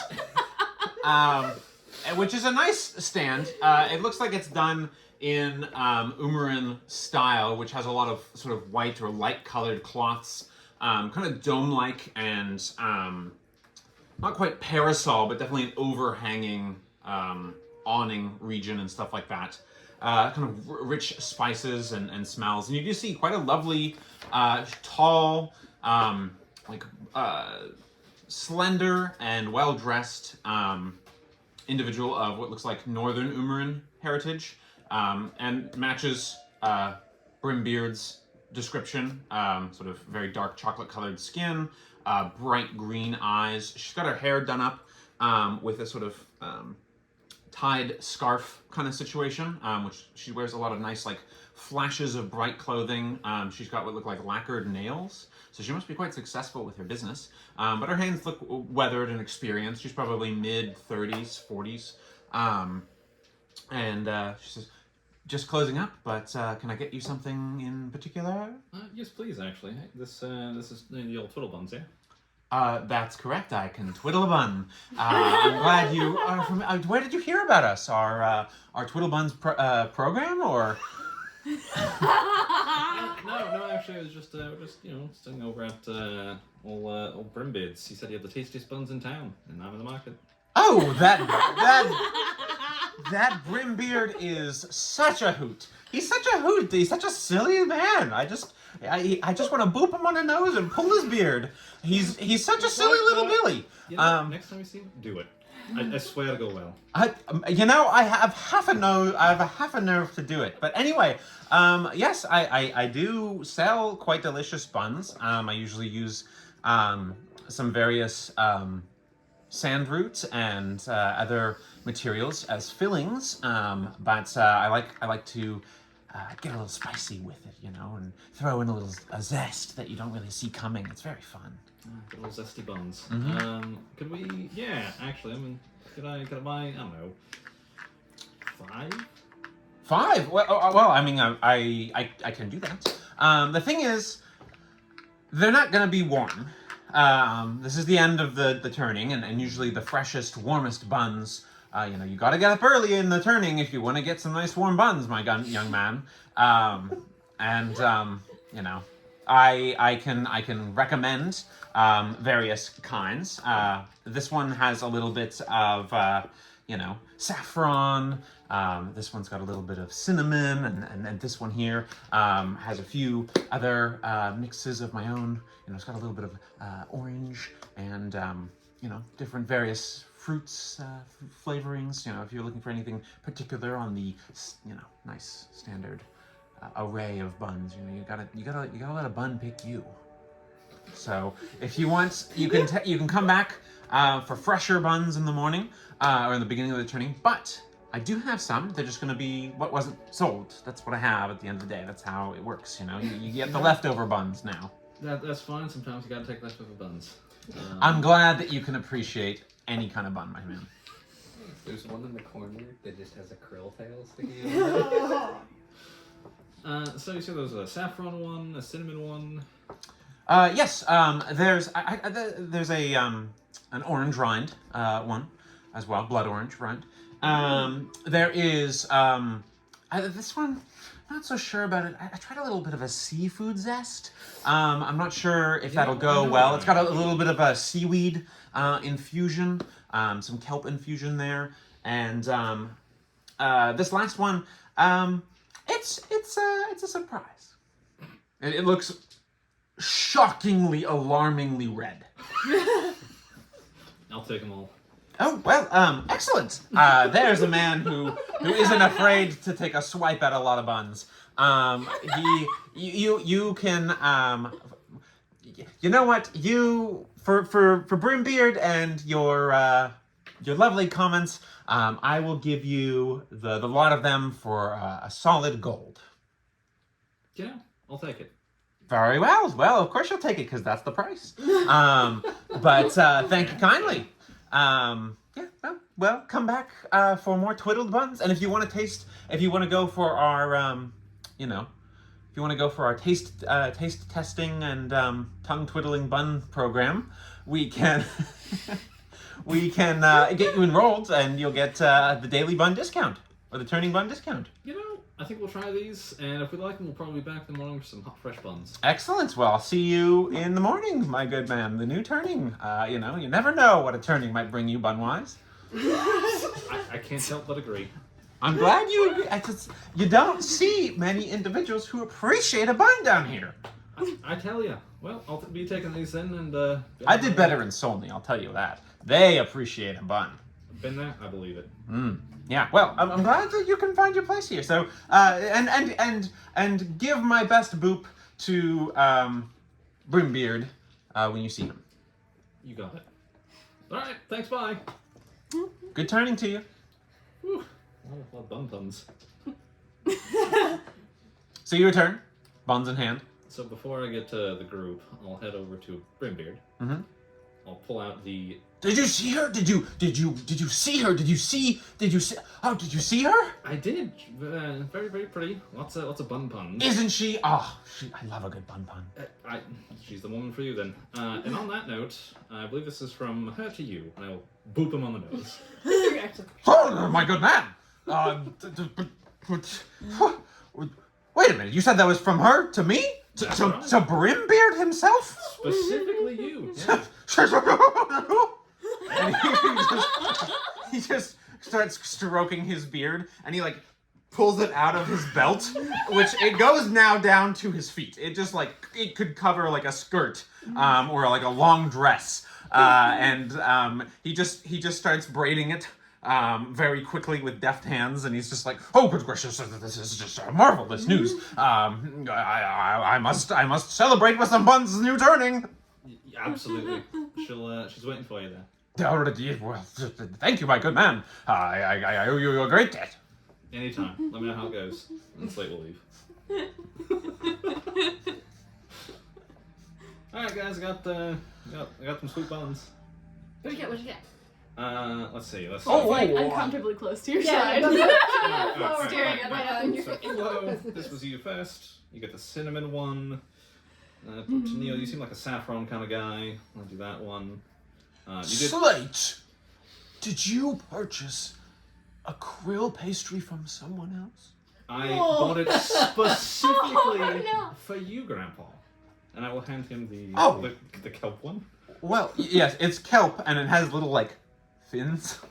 I'll You hand can him see. the Oh my seafood gosh. one. It's a seafood one. Oh, well, I imagine that I can share some recipe tips later. But I'll let you know. Yep, I can swing you down to her if you like it. Oh, So well- you got a second one, so it means you get the. How do you feel about the color red? You see one. It's like this color red. You want to like lean over and sniff it? What does it smell like? It smells like spices. It smells like spice, as in spicy. So, yeah. What was the other one? This is like this nice orange thing, blood orange. Naviraax starts like sniffing.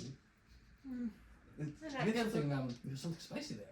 There is. You know what? Hey, here's the orange one. This seems more to your palate. Enjoy those. And I alright. just stuffed the whole orange one in my mouth.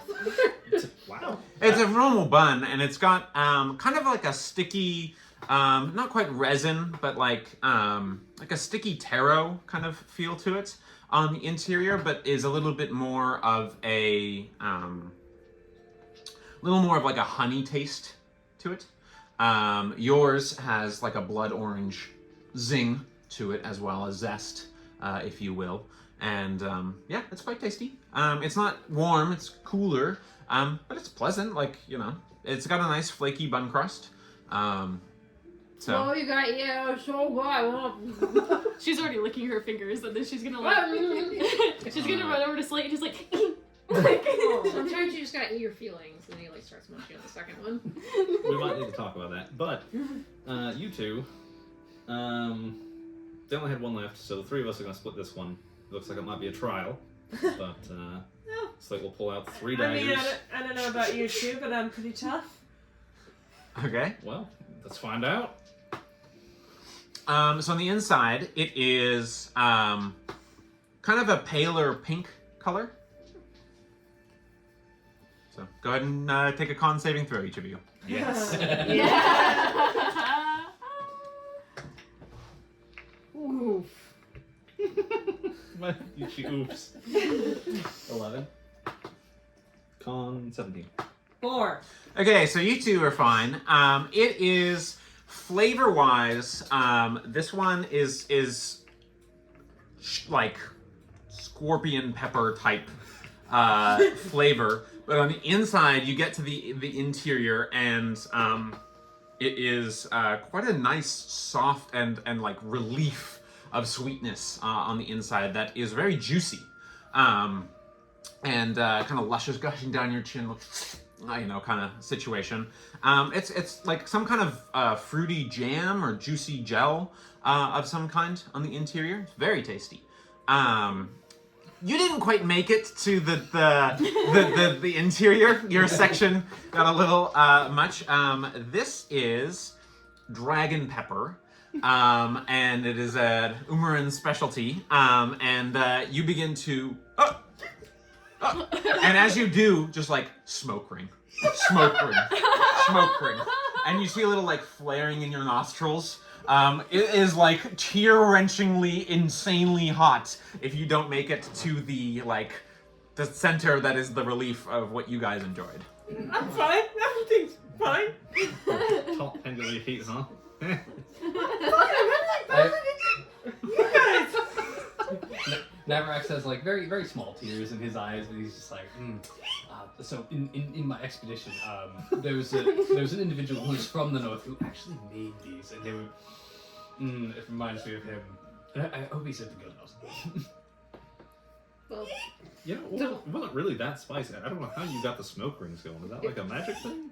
Yes, it's definitely a No, but I'm drinking it anyway. Got him. So you guys make your way up to your rooms, presumably after your meal. Your meal and your buns. Your meal and your buns. Buns. Make your way up to your rooms. They're reasonably. You guys have private rooms, so no bunks and stuff like that, like the hostels generally tend to do. Although you passed several of those types of rooms as well. Each of yours is a very small Spartan room. Think like college dorm size situation. So it's like you can't lay down. Yeah, and Walls. you have Brick walls. it as part of it. It's carved out to have like a bench that's meant to be slept on, with like a little alcove that's maybe 3 feet above that, 4 feet above that. So it's a pretty cramped type feeling to it. Up above that is like a shelf for you to put knickknacks and things like that. There's a small mirror glass hanging there. But otherwise very Spartan. Everything is stone, and there's just like a single decently thick blanket to either pad the stone or warm you while you're lying on it, but otherwise is not super accommodating. But with your bedrolls and stuff that you have from your packs, you should be able to at least have a comfortable night's sleep. And between the nice buns and the bath, I'll go ahead and give everyone, if when we make it to the other side of this rest, everyone will get luxurious conditions benefits. So that's inspiration and temporary hit points equal to level. That's correct. Thank you. So, If we make it.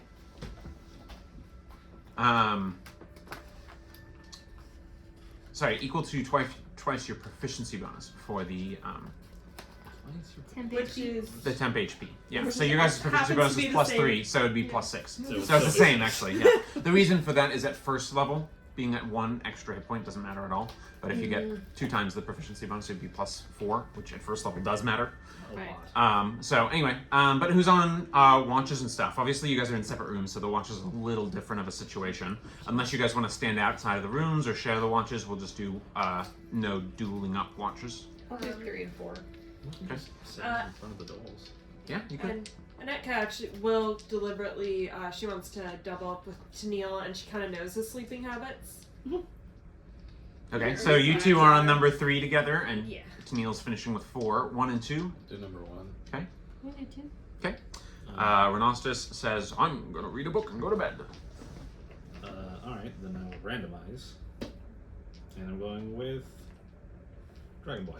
Dragon Boy. All right, so on number 1, you two, go ahead and make a perception check.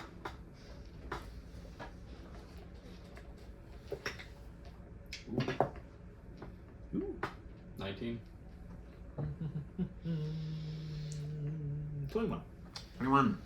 Okay, so in general, it's a pretty, it's a hostel at night, which means during bedtime, which means not necessarily the quietest atmosphere, and also doubled down with occasional shit from the from the one cats, various cats and stuff like that. But you do see what looks like a few of the Kedidrin out of the window, which there is one in the hall. And you see them coming and going, and some of them look like they're carrying messages in their mouths, and some of them look like they're just delivering messages or going out and about, and stuff like that. The turning of the city definitely has a rhythm to it that seems to be winding down, but there are sections. Naviraax, you look out and see a lot of the sections leading towards the guild houses, and kind of getting a look at some of the infrastructure and comings and goings of the characters there as the turning winds down. It looks like there's clearly, like I said, mercenary or outsourced workers that go in and out of that. You're actually not seeing too many individuals who look super guild up with those breathing apparatuses, like I described before. But you are seeing what look like a lot of individuals carrying like infrastructure metals, things like that, maybe piping and tubing, metals for scaffolding, stuff like that, being wheeled back and forth. Some individuals with scrolls and things like that. I'm assuming that's kind of where your maybe intention and focus is going to be around. But occasionally you do notice something is gleaming around the back of Slate's neck on occasion when you look on his, in his direction. It looks like a studding of some kind. And it's interesting. Go ahead and make a follow-up. I'll call it a follow-up history check. 13. 13. You've not seen something like this before, but you're pretty sure you remember someone of your company saying something about a similar material that had this coloration. It's a kind of bluish color. And you have a hard time placing it for a second. It appears to be the same blue, or at least a similar color, as the chains that bound Gareth Ullamore to his throne.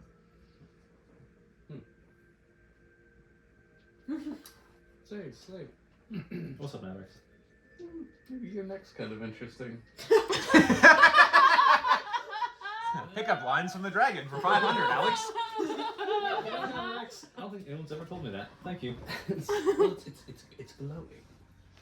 It does that sometimes, yeah, the tattoos and all that. This is not the tattoos. This is very clearly not the tattoos. And in fact, when you first looked at him, you didn't notice them. There was maybe like an unusual bump or something like that back there. But this is like beneath the skin. You can see it like occasionally glimmering. Are you sure? It's maybe part of you. Like my skin's glowing, like my tattoos, like or something different. underneath it. Like, you know, you ever when you're weightlifting, as we do, you just kind of like sometimes the muscle just and then it's a little bit bigger. It's kind of like a knot. Like you have to kind of rub it out with the ball. You understand? Yeah, all the time. Yeah, It's kind of like that. It's just it's on your neck and it's glowing. Huh? You know, maybe that means it really needs attention. I'll I guess I'll just rub it out when I go to my room, I guess.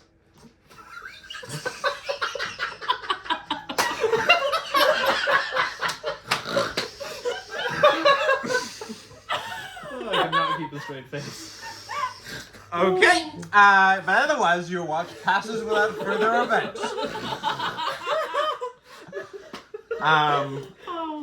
What a night. Enjoy your sleep. Oh, thank you. You too.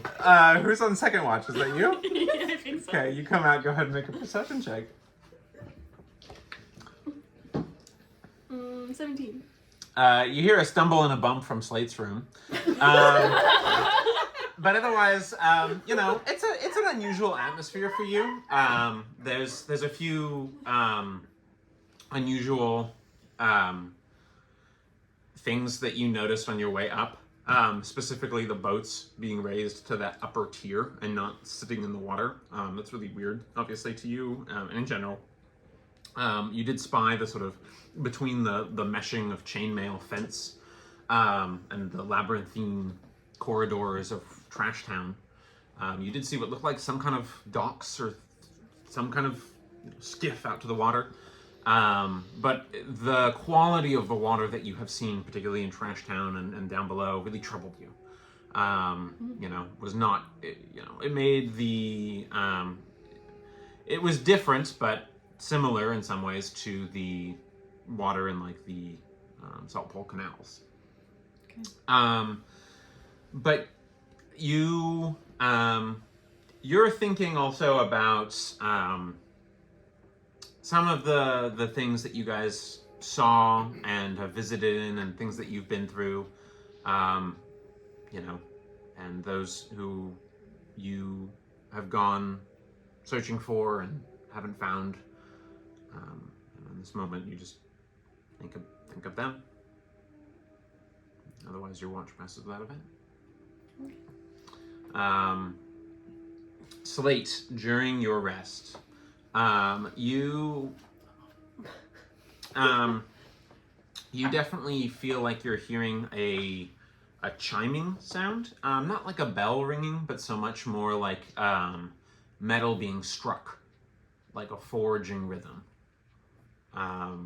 and you see a outline of yourself, kind of like what you did with the forms when you were first gaining some of your skill. You see yourself forging something, something small, several somethings. In fact, they look like they are of a maybe fractaline pattern, or else some sort of like diamond crisscrossing snowflake shape. It's hard to be sure. Hexagonal for sure. Hexagon's best. And they seem to be of this light blue metal, or medium blue metal, I should say. So that's what you see in your like dream experience. Can we say Flo wakes Tennille up first? For Sure. reasons. Oh. Or you guys are as well? Yeah, that's okay. So third when watch. after Flo wakes him up, and I'm just gonna say, give me a second, I'm gonna wake up Anika. And so I read this spell description for prestidigitation, and it doesn't say you have to see the area that you're casting it in. So I'm gonna go to Anika's door and make sure no one's around to see me, and use prestidigitation to make the smell of rotting krill like right at face level, Oh, and then go back in my room. Oh You my can wake her up now.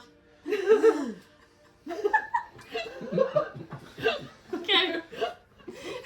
Flo walks over with the smirk and gives a nice rappy knock. Gnostus?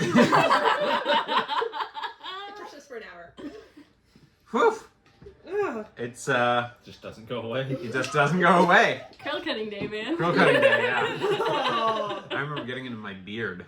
Oh. Having a good time. Tell me about it. Yeah. But anyway, you guys come to your watch. Is it in the area or is it attached to her face? It's right in the doorway. Okay. It's not attached to her. It's just in the doorway. And like, Tania, how about we watch by your room? sure. Big friends, maybe having some digestion troubles. Go ahead and make a perception check, each of you. Or one of you with advantage. 6. That's a 16. 16. Well, with a 6, Anetka, you are absentmindedly maybe fiddling with the amulet of the Weaver. Thinking about what Castoria had said and what you had seen in that large building with the stained glass, and feeling kind of familiar about it. You're not sure what yet to make of it, but certainly it feels like thoughts and feelings that you have not handled in a long time, if ever. Tennille, with a 16, and we can go ahead and just have you roll for your next watch as well. The watches passed without event, but what'd you get? 17. 16 and 17. So what you're thinking of, Tennille, maybe in these times, or what you're noticing, I should say, instead of telling you what you're thinking, you are noticing that certainly it seems like this is a spot with a lot of messages coming back and forward with these, if they truly are bearing messages, these Kedidrin. But you know, there are other spots around the city that you see with them. You also notice that it looks like, depending on the circumstances, firelight and torchlight is not always the chosen method of lighting for lamps and street lights and stuff like that. Depending on the region, particularly around the Gas Miners Guild area, it looks like there's some kind of lighting that they use that is not flame-based. You're not sure exactly what. It's possible, and having a closer look, you see at least one individual looks like they've got some kind of lamp bug or something like that in a lantern of some sort.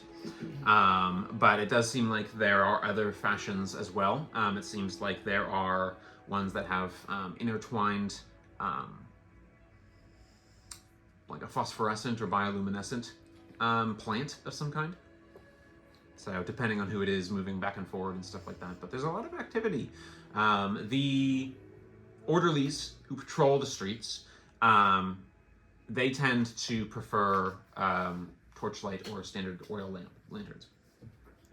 Should checks out of character question? Should checks inside, like for flow, be like? Is there enough light where I can like do proper checks, or in Skefmir overall do I have a disadvantage? So Without we're not in darkness? Skefmir. Oh, sorry. We're in I Shadvir. meant Shadvir. Sorry. Yeah, in general, if you're looking outside, you would be at a penalty for not having dark vision. The city overall is, I would quantify as dim light during the Okay. sort of fading part of the turning for sleep. The interior conditions are more like bright light in the hallways, dim light during the evenings as well. So -5 to your penalty. Okay. But that's okay for now. Indoors as well. Yeah, right. At the moment, yes. It's not universal. Usually for indoors, it'll be just normal checks. Okay. As she's kind of fiddling with the pendant, Tania, do you think of any reason you would give a toddler a pendant that means you've been redeemed from the life you had before? No, I always wondered where it came from. It was just such a strange thing for such a little tiny child to have Yeah. on their neck. Actually, I had clothes, I had that, and no food, no money. I was utterly screwed until you found me. I don't know, and I don't know why. I feel like going to the orphanage, and Tennille, I'm scared. Like, wrap my arm around you, hold on to you. Don't be afraid. It's no matter what you find out, that's not you. It's your life is with Bria and Nadia and going to wizard college, and that's what matters, is what you've done, not what happened to you in the past. My life also with you. I mean, kind of like sighs, and I know that you're still angry at me for not for keeping you with Brody, but I wasn't in a good place either when I found you, and I had a fight with Uncle Galen, maybe gotten arrested, and yeah, I just decided it was easier to stay with Brody for a bit, and that's why I didn't take you to him. And then when you disappeared, I regretted it, and I went home and apologized and was there until I found you again, but I'm sorry that I didn't do better for you. I love you or something. What was that? I love you or something. Dork, and, like, ruffle your hair. Mr. Sucks is the worm. What worm? The one in the terrarium. A pale, like, bone worm thing. Yeah. You mean the worms? Okay. What a marked difference between, like, tone. Yeah. Our watch and their watch. Slate, you wake with a nosebleed. Oh.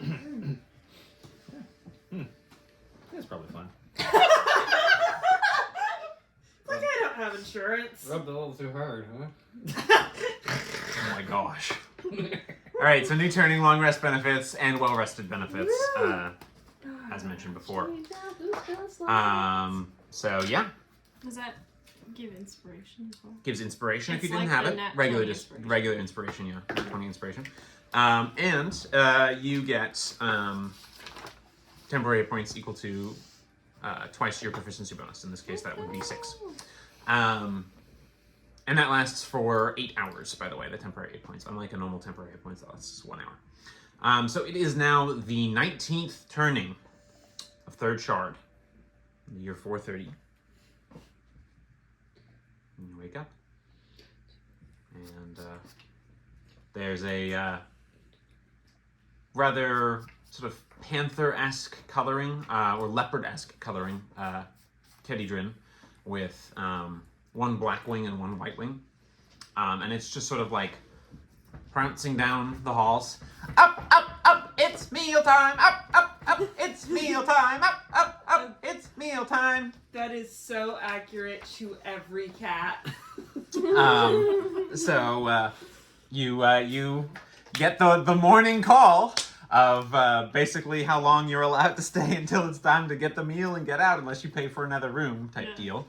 Lots of merchants have already been up and bustling and are quick to get to their various stalls and setups to get ready to peddle their wares and sell their sort of exotic stuff to this area, things. So, what did you want to do? I want to go up to, I'm spacing on his name now. Brimbeard? Brimbeard. Yeah? Hey, Brimbeard.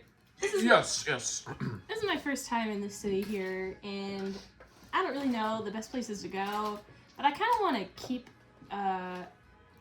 keep me and my friends safe. Do you have, say any places you recommend not going to make sure that we don't, get messed up in the middle of the night or during the day? Well, I mean, so it's always night-ish time, whether, Yeah, but, during the turning. yes, well, I would recommend, there's a reason they call it Worst Arch, the western underside.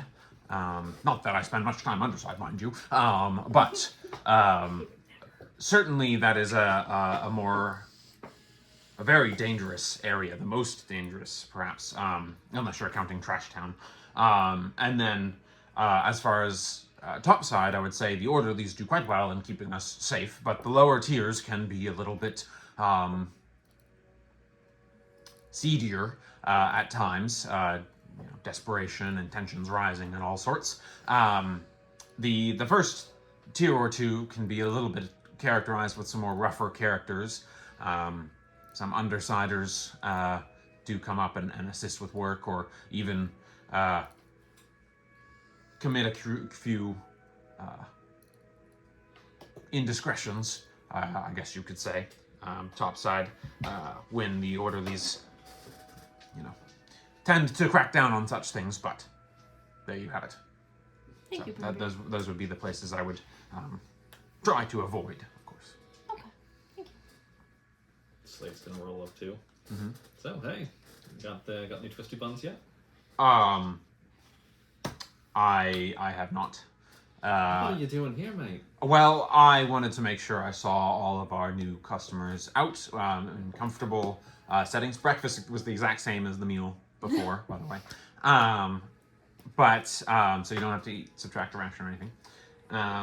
But I just wanted to make sure you all, do you have everything you need? Will you be staying another night or another turning? Is there anything else that I should prepare for?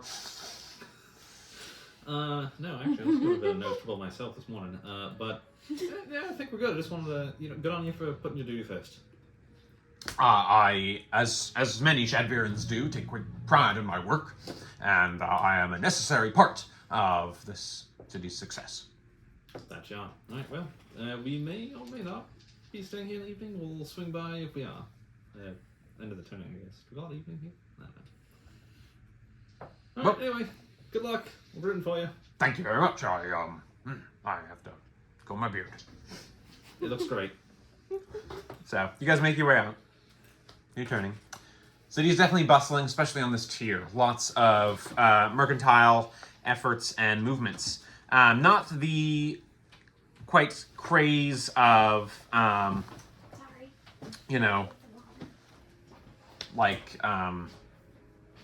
Solney and its market square, main market square, and all that kind of stuff, where it's very noisy and very full of lots of individuals, of numerous shops and things like that. This is more muted in that way, but more industrial, more focused, and things like that. So with that, where do you guys want to go?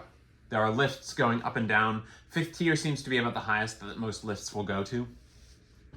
Do we want to find his friends and then maybe go to the orphanage? Yeah. Go find his friends. Check on Canthafer. Oh, check on Canterbury. And then go to the orphanage. Maybe. Yeah. Well, I mean, we're right here in the Craftsman's Quarter. Did we want to, look at anything? No, we gotta get to Guildhouse. Let's get that done. Let's get this done. Okay, so it's not too, especially with your good roll before Naviraax, it's pretty easy to find. Exactly where it is. Yeah, you know where to go, you know where to look for. Let me make sure I have all my notes ready for this section. So,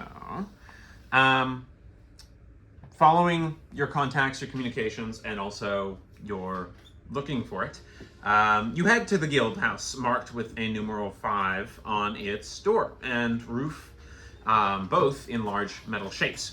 Clanging and whirring, huffing and hissing sounds. The work inside, coupling with the hurried pace of various workers of a mixed purpose and deadline that scurry about outside and above, working on various parts, exterior and interior alike, going through various side doors and so on. The great double doors are marked with a V and are guarded by what look like to be a pair of guild members. Very pale skin, telltale gill apparatuses. They're also called guilders, that are set on their swollen looking goiterous necks. They each bear a staff capped with what looks like a glass orb holding a navy black cloud of mist inside.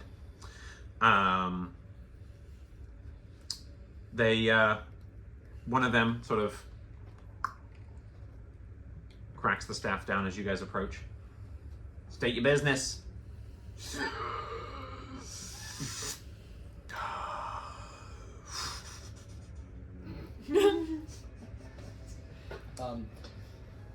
Hi there. I'm seeking an acquaintance of mine.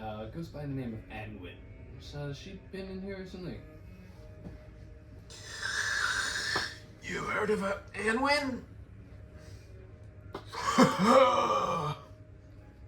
Nope. Maybe someone inside, I don't know. We can't just let him in. Why did this and when come by? Who'd they come with? Any details? Contract nature? I don't know the nature of the contract, but she and a couple other acquaintances of mine, Carter and Stolarm, was their leader. She had sent me a message some time ago indicating that they ran into some trouble offshore here. Oh, the Stout Arm expedition. Yes. Oh. Alright, Shem. They, I think, are still inside. Don't know no Cargrim, though. It was indicated he might not be with them, unfortunately. Well, I think, yeah, they should be in some of the housing contractors and such. You can go in. And they push the doors open. Moving past the guardsmen, you enter the guild's main hall area. It's all lit with a plentiful array of dim lanterns that emit a grainy blue-green light, similar to Neil, to what you saw last night, or during your watch. The interior hosts a huge set of warehouse-sized rooms, set with rows and rows of metal vault doors that you can see are being shut and opened at various times and intervals to house what look like canisters that you guys have seen before, canisters presumably burying deuterium gas. Some of them are quite a bit larger, maybe 2 sizes up from what you guys, the cylinders you found, as well as the ones you found, which are about forearm length. Pipes network along the ceiling and walls and run through the floors as well. Primarily, however, this doesn't look like where a lot of the deuterium gas is mined or put to containers, more where these contained canisters are actually being stored. Housing and rooming for guild members and their hired hands is set among the second floor, reachable via sort of a scaffolding-style series of stairs and ladders. There are clearly various offices done in glass with shadecloth curtains stationed and drawn around them on the 3rd floor levels. And you can see what appear to be, look like some prisms and prismier officials, some government-looking officials climbing or descending from these, meeting perhaps with various guild affiliates and representatives. The most prominent and largest of these curtains has its curtains parted. Go ahead and make a perception check there, Naviraax. You're going to be probably the person who's focusing on. 20. You see a natural 20 or just total? Yep. Oh, hey, there you go. Yeah, 2 So with a sort of thin-looking pale man, set with a set of guild breathers that don't seem quite as invasive as the guards outside or the ones that belonged to the guild master that you saw in the palace audience hall. His office, even from a distance, looks like it bears a desk that he is working from. The desk is made of wood, which is already kind of a sign of wealth, for sure. It has numerous what look like maps and schematics hung like tapestries on the walls behind. The maps look like they've got lots of pinpoints on them. The first floor is set to appear, also appears to host a medical area for treating and monitoring folks of various Gilset workers, even affixing some Gilder apparatuses to individuals. It's worth mentioning that numerous other individuals are not set with those apparatuses at all. Many of the workers here instead to be experts on maybe drafting schematics, judging by the rolls of parchment that they carry or rolled up maps, tablets of stone, as well as what look like clearly mercenaries, hired hands, maybe even a group or two of adventurers. It's hard to know for sure. It looks like the person that's behind the desk, that's sort of in that more prominent office, is speaking to an individual. Kind of hard to see from the back. Looks like they might have reddish or more reddy orange hair. They've got kind of a tattered Shadviran coat, and it looks like they've got maybe bandages around the back of their temples and stuff like that. With a nat 20, you're seeing a lot. That's why I'm giving you a little bit more. But it looks like they're reaching an amicable. Well, it looks like he's trying to push for something, and the guild guy behind the desk is shaking his head. So less amicable than I first said, because that was the wrong word. So that's what you're seeing all around. Okay. Then I think I would approach the person with red hair. So you're going up the stairs to the office? Right. Yeah. Okay. So you go. Looks like it's a man, maybe a human or half-elf man from behind. Hard to be sure. Are you guys, the rest of you, following him? Yeah. Okay, so moving through this bustle, you're drawing a few gazes, but it's not unheard of for contractors and other things like I showed with the mercenaries. You climb up the stairs, up the way to the third floor, sort of glass office, and you see that they're having a discussion of some kind, and you just hear, "No, we do not need it. You may find accommodations elsewhere." And the rest of you, go ahead and make a perception check here. The individual says something to the effect, it's kind of hard to hear, the glass is pretty thick and kind of frosted, but the individual says something to the effect of, and the voice is somewhat recognizable, but you cannot trust these magi. Both the reaches lie. You should know this as a businessman. Your interests surely lie aligned with some of these other concerns that are worth addressing. Janelle, how'd you do? I used my food inspiration for a total of 25. Okay, I'll get to that in a sec. 21. Nice. 10. Okay. 16. Okay. I'll roll for Narcissus. Oh, Narcissus rolled a natural 18. You do well. All right. So it's hard to be. It's not hard. It's not easily recognizable, and it takes a second for you to place it. The person's considerably less greasy than when you saw them last. This man with orange-red hair, bandages covering his arm from elbow to fingertips, as well as new ones across his brow and what looks like on his legs, as he turns under his coat, which is in the Shadviran style, that sort of more British military-type coat, but in the darker blue, high collar. Underneath, he doesn't have a shirt or anything, just more bandages across his chest and body, up to the collarbone. He's without his telltale sign, but this is the preacher guy that you saw on the streets of Solny. The guy who was shouting for uniting and we reap the shadow and both reaches lie and the magi lie and the real troubles are yet to come and rah. He seems a little less vociferous in that regard, but he's now wearing shoes, so good for him. And maybe a little less tattered than before, but clearly like travel-worn individual. And he just sort of says, "I think that you will come to regret your decision, but I have long since tried to force such ones on individuals as you. Well, good for you.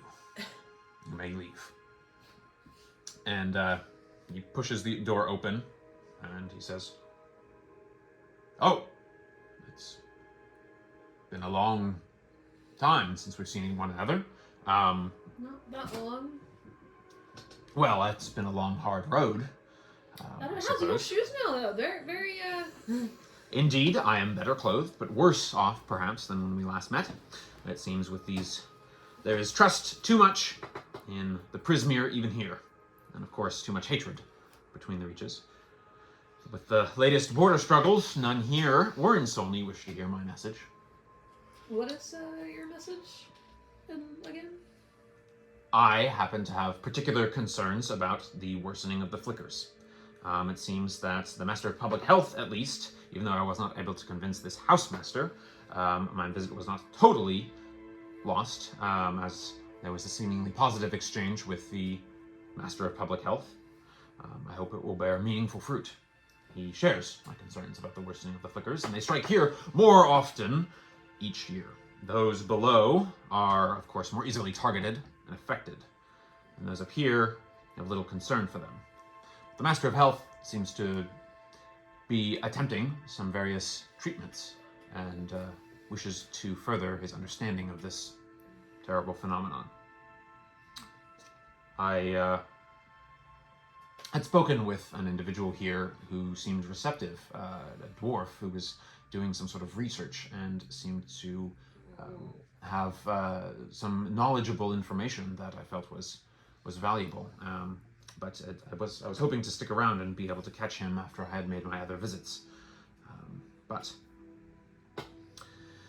unfortunately, my impassioned speeches or reasoned argument tend to fall on unroused blood and deaf ears, even with the flickers works. And with these border struggles, it seems that there's a glut of intense hatred thickening for one another here in Sanctus. I do not think there is much place for Virum the Voice anymore. What brings you to the city? Did you wish to speak with the housemaster? If so, I wish you better. Naviraax kind of steps in front of the others and says, a dwarf that's researching the flickers, you say? What's his name? I believe he was researching to do with the night wall. He wanted to get as far as Kosakova, did he say? I don't know how far he made it. But Kargrim, I think was his name. He was a gray, I believe, hair fellow, but quite vibrant, rich, restless, intelligent, and seemed to have some initial journal on him of notes that he had compiled even thus far, hearsay perhaps, and wanted to verify. But it seemed promising and something that I hope that he develops further. I would love to see it presented to some of the bull-headed government agencies and magi and others who do not seem to take this problem so seriously as I. As would I, but I understand he's been missing from his recent work. But have you seen or heard of perhaps his colleagues that should be around here? Yes, I believe there are staying below in second floor, one of the rooms that accommodates.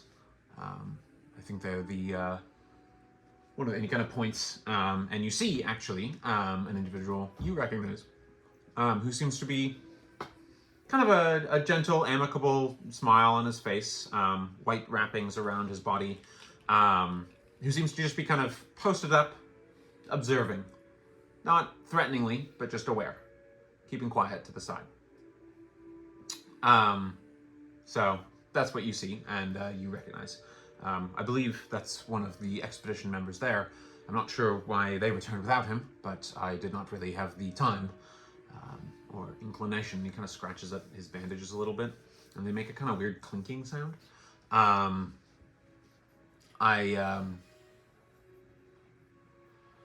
did not have too much time to speak with them about it. It's understandable. But I wish you well in your endeavors.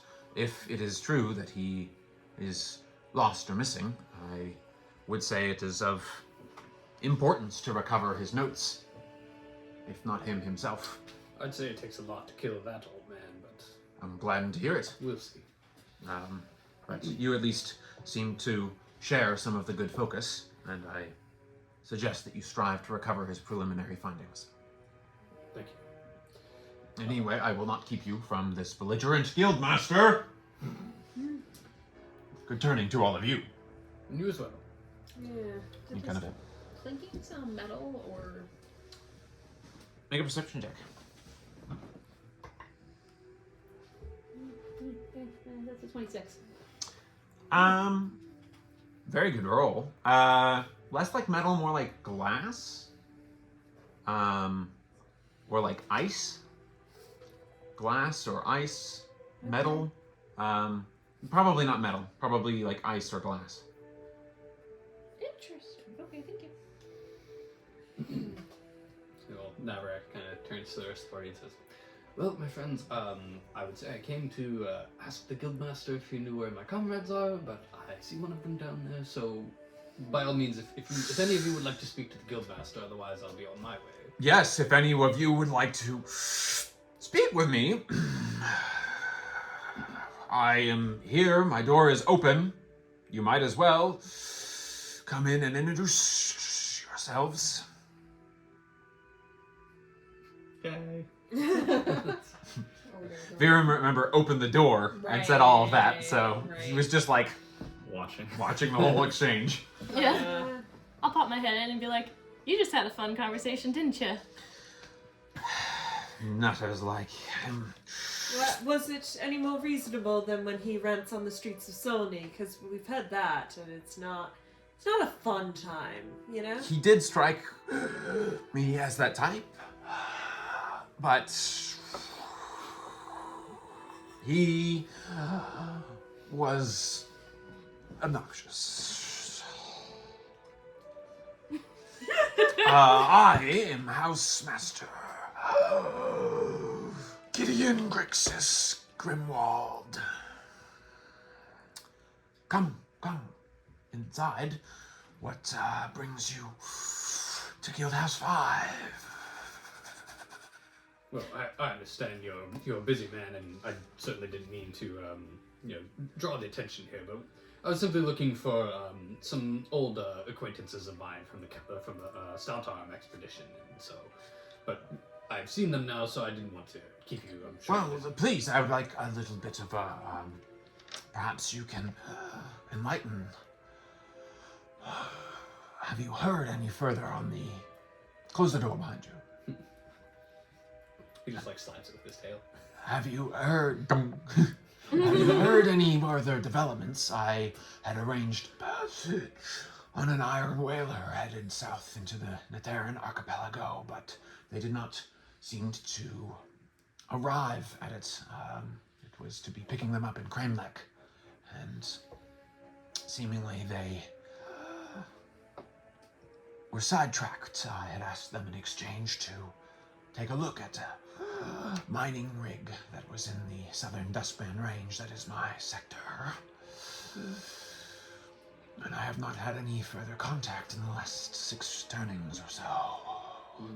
Indeed, and I was honestly here looking for that information because I had just received a message from one of them indicating that things didn't seem to go quite so well, so first making sure that, they're all well, but then finding what happened to our lost comrade. Well, I can assure you that I would be happy to pay anyone who would be able to bring security to my rig. Did you say this rig is on the water? Not exactly, but yes, in some fashion. There are many underground vents and lakes beneath the darkest parts of the Duskman Range.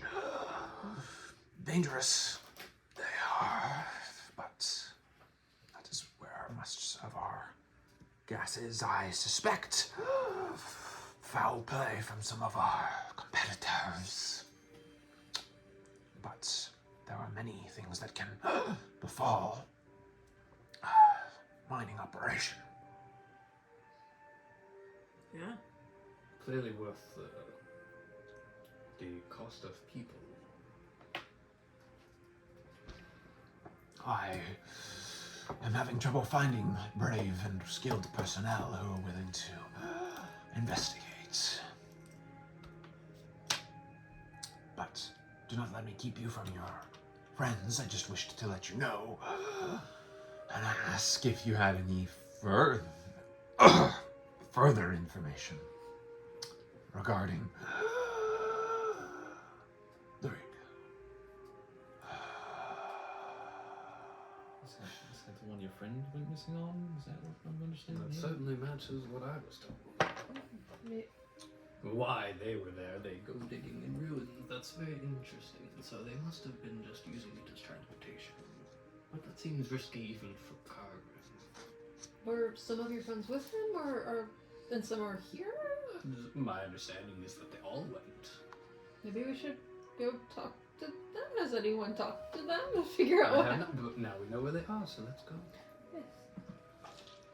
So you guys head back down, out. Yeah, we'll be back, Triple G. It's been a while since I've heard that. Also, can I ask you a totally unrelated question? Fire away.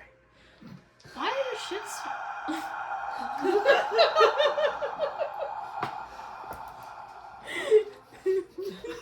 Well, it's gonna be kind of like. Why do the ships? Why do they store the ships out of the water and not in the water? I find it's very odd. They don't do that where I come from. I am not a ship's master. That might be something for a second tierman to answer better. But it is my understanding that it is a security measure. And to keep it out of the hands of those who dwell below. Well, below. What dwells below? Well, those who operate in Trash Town and the Undercity's known criminal activity, not a place for naval ships. Alright, cool. Shall we talk to Naviraax's friends, if only to give Nicholas some time to breathe properly? Yeah. Yes. Lovely to meet you, Triple G. And I'll hop out the door. It's just like a feeling I had, like you know when you get those feelings at the top of your brain and you're not quite sure where. Give your nosebleeds. Yeah, happens all the time. All right, so you head on back down to the second floor where you see one of these individuals. This is, of course, Saeed Bala. It's a human man, Umaran descent, clearly, with a medium brown skin tone. He's got a lot of the similar wrappings, kind of what you saw the lady at the bun store. Sajira? Thank you. From in that way, he's got a lot of like tightly wrapped white cloth, sort of lighter color, which really stands out as far as fashion wise. Kind of a flowing parts of it as well. He's got a crossbow strapped to his back, but otherwise is unarmed. He kind of stands off to the side, not quite slumped, but definitely nondescript in a way. Just watching. He's kind of got a little smile on his face, and just seems to be warmly present. But he kind of alights on you, and the smile lightens, and you see sort of crow's feet smile lines on his face. Well, Naviraax, it has been a long time. It has, my friend. Good to see that you're still doing quite well, despite some news I've been hearing. How have you been? Yes, well, news comes and goes, but we do our best to see the sun shine where we may. Could I interest you in some Suncrest? I made it myself just 2 turnings ago. I missed this. Yes, absolutely. Please, all of you here. And he hands out little, small, they're like little hand hoagies that he hands out. They're more of like a croissant type flaky situation. And he hands them all out to each of you. For those of you who do not know, I'm Saeed Bala. I'm a member of the Stout Arm Expedition and specialist in cartography and a few other skills. And he kind of taps the butt of his crossbow.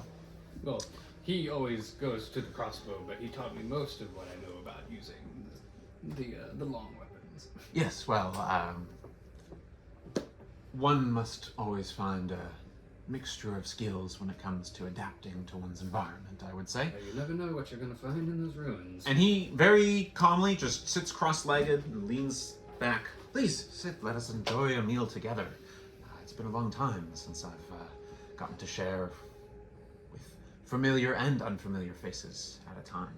What are all of your names? What roads do you travel by? How's everyone look at me?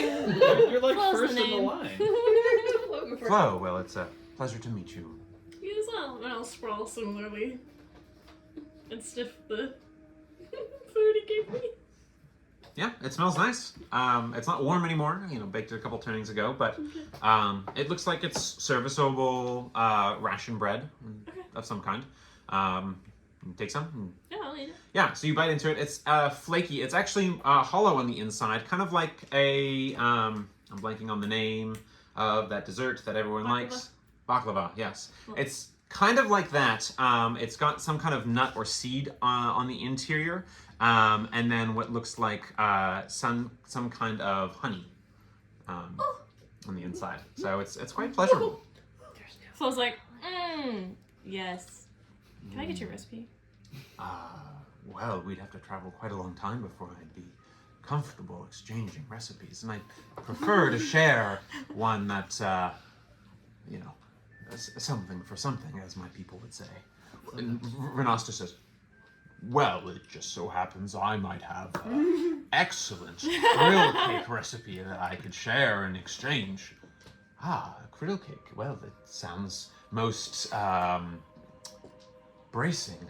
I can imagine that that would be something very, very good for seafaring. I myself do not travel much around the seas, except in our recent escapades, which did not turn out as well. But perhaps we might be able to exchange recipes yet. But each of you, please, I would love to hear what you have to say. Hi, Anetka. It's like, You already know scales. And Neil's saying this with a mouthful of food because he's our Neil. Well, it is a pleasure to meet you all. I hope that the road found you gently here. Unwin is just inside. I was posting up, observing, like you know I like to do.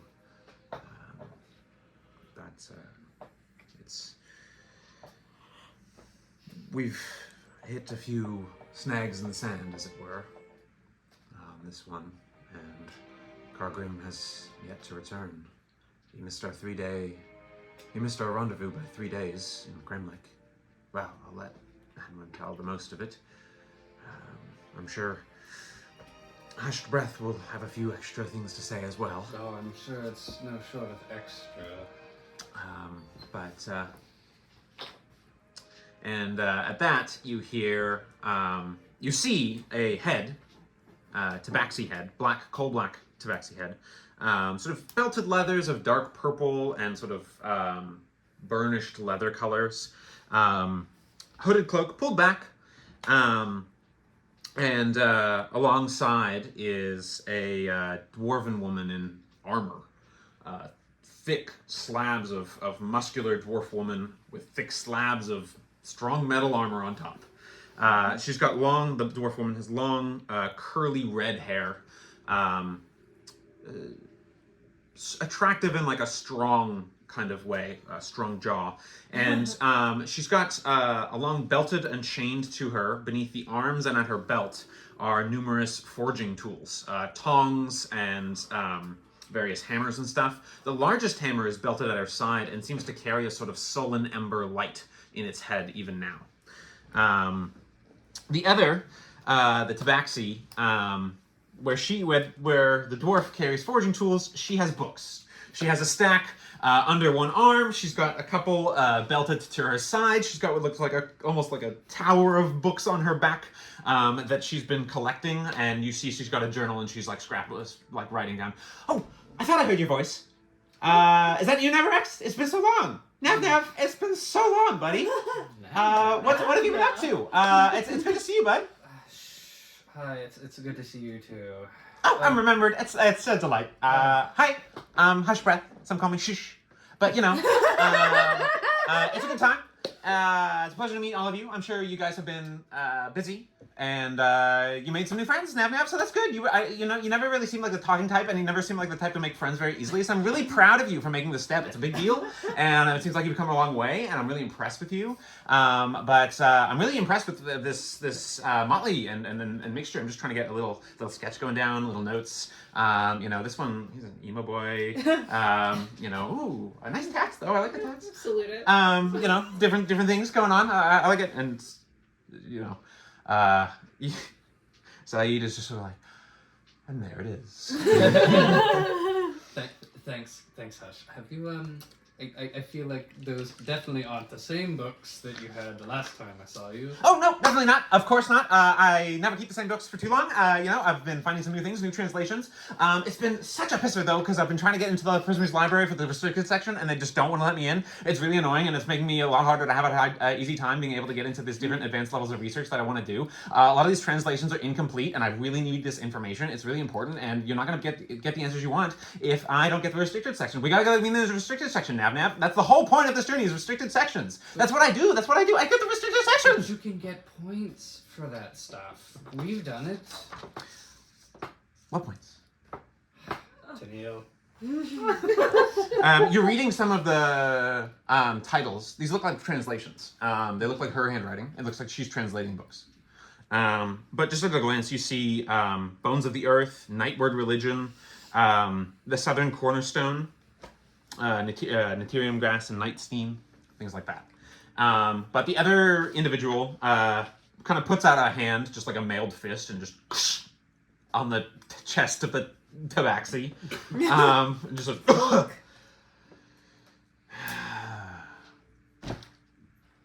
well, that was an introduction. That's good to see you. Catching my breath. I think perhaps it's best to let me do the talking for just a minute. And don't you know, there's a little bit of a harder time getting a word in with this one. But it's been a little bit of a straining experience, and we all deal with it in our own particular ways. The old fool Cargrim was so sure he could take care of the troubles at the rig.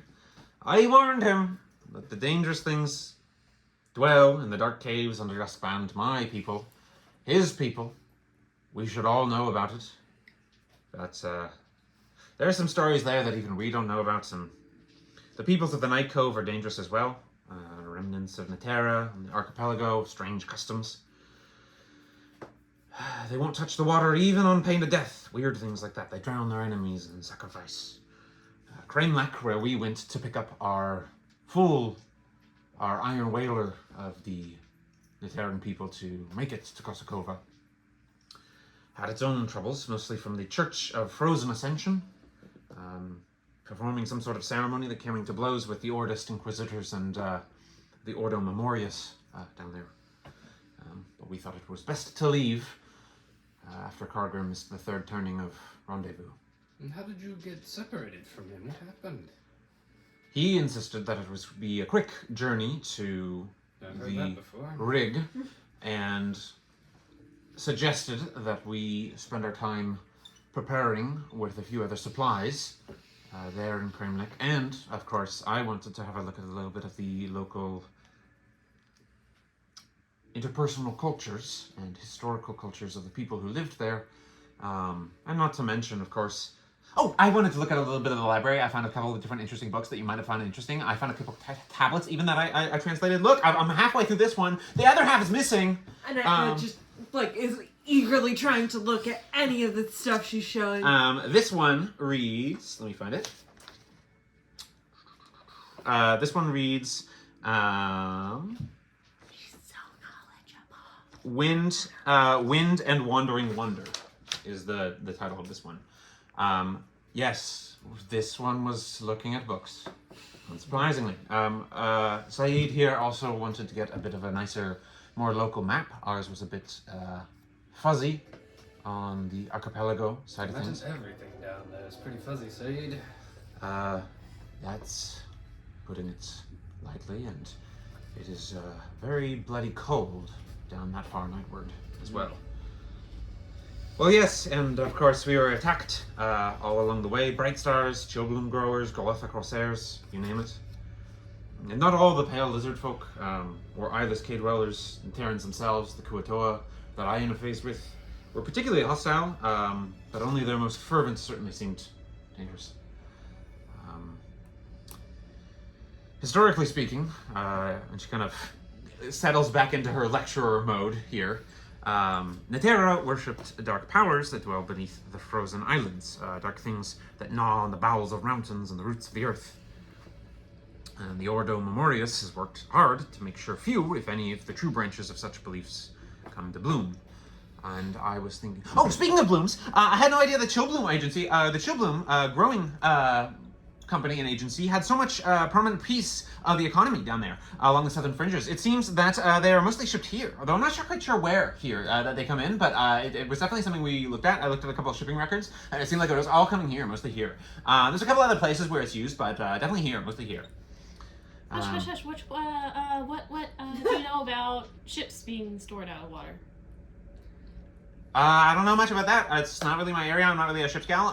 But I have traveled on some ships. Mostly they were in the water, and then they were stored by the water. So I don't really know what you're talking about. If you mean the ships that are up on the second level, that's weird. That's weird. That's like the military or their shipping things that they keep for mercantile operations, and I don't really know about it. But it's pretty expensive to store your ships there, so we didn't really worry about it. We got a chartered ship out of just a little bit down the Night Cove, and took us over to the Kremlik, and it was really interesting. But after a little while, we had to stop over because we needed something that was going to be a little bit stronger and more effective for the Night Cove kind of sailing, and some of the Naterian archipelago. The frosty waters and everything that's down there was really dangerous, and so we wanted to get an iron whaler, but we couldn't get an iron whaler, and so we got an iron whaler. Got it! Alright! just for Nicholas's sake. And Onwin's like, yes, we chartered an iron whaler. Cargill made a deal with the housemaster here for housing and passage, in assistance with the chartering of an iron whaler that they provided the engine for. That, in exchange, was to go and repair this rig that was not too far from the city of Kremlik, and in the Dustbound Mountains, a cavernous lake vent there, I think. But he said it was only going to take a few turnings, and 3 turnings after, he said he was going to be back. Things started, like I said, getting a little bit hairy with the Church of Frozen Ascension, all various ordos down there, and it didn't seem prudent to keep us down there for any further. I tried contacting you many times, as I did you, and once we started making our way back, I reached out to you to let you know that we were going to be returning here. So I'm glad, thank you, for making it in as soon of time as you were able to do so. Yes, glad to finally be here, although I imagine your trip was a little faster getting down here. Not that going by land is a problem or anything. But so was there like, you said it was on a rig? I mean, and he's kind of like looking, gesturing around and everything. Like, did they lose anyone? Were there anybody of the Guildhouse out there with him? It is my understanding that it had a standing guard and standing number of workers, miners, guilders, I think they call them here, ones with the flappy neck thing, Yes, as well as a few hired hands. And talking to the housemaster, it seems they've not had contact with any of them either. My understanding is that Cargrim, you know how he is, with a little bit of the pride in being able to secure his own way. Yes. and to be able to manage certain things. He seemed to be confident, and I think he was hoping to get a little bit of extra research information about the gas and maybe its relationship to the night wall and flickers, if there is any. But I'm not sure if he found anything fruitful. He's always trying to sneak a little bit of extra research here and there with everything, but it seems that it finally bit him in the backside. In the scope of all this, have you heard of? I can't imagine that they have a lot of competition down here. So piracy, or maybe somebody trying to use this gas for themselves. Who would be at odds with these people? Well, from what I understand, yes, it's possible that many of the dark creatures, Saeed might be able to speak a little bit better than that dwell in those regions, or so we've heard. We wanted to get a little more information, but did not find much success in that. But in any case, I do know that it seems like the Guildhouses have a little bit of a rivalry with the Night Steam Company. It seems that the Night Steams have a bit of a easier time sailing most of their goods to the public here, whereas that's a little bit less free form amidst the raw materials that they mine. As far as other competition, it is my understanding that there's a symbiosis between the Koskis gang and the Gas Miners Guild and the Night Steam Company. Maybe that the Night Steamers were funded by the Koskis. It's not really clear. I haven't spent much time underside. But certainly the Night Steam Company needs the raw product to refine with their special pressure refineries. I was a little bit interested in this. Seems like it's a special forged series of pressure chambers that this gas is put through to put it into this steam refined process. It's not technically a steam, but it seems like some kind of colloquialism. But it seems the Koski is somehow involved, since they seem to run and protect much of the Gas Miners Guild tower beneath, but mostly, especially the Night Steam pressure refineries down beneath, and seem to secure product movement between the two and up top. The Night Steam Company seems to be the front selling this information, probably the middleman, I would guess. That's not really my area of expertise into this politics bullshit. And Saeed says, please do not, I beg your pardon for the interruption. Yes, I was concerned about some of the creatures that are said to dwell in these underground lakes and parts of the Dustman Mountains. Various creatures of the nights. There are many legends that I was not able to confirm, but I have heard of great night worms, those similar to the legends of Skefmir, that burrow all the way to western Duovia, so it seems reasonable that they might find some of their way into the mountains. Creatures that swoop down in clouds of magical night to smother the living. Strange lights, crawling, skittering things never seen the light of day. And of course, the eyeless cave people, Nothix and the Nuthalids, their scions. I had heard some rumor of these beings and creatures and wished to do some further research, but our time in Kremlik was cut short, and I have not had the success in securing such tomes in the local libraries. Really? You're sure that Hush didn't make off with like 1 million of them? Oh, I have a whole bunch of books right here. There's a lot.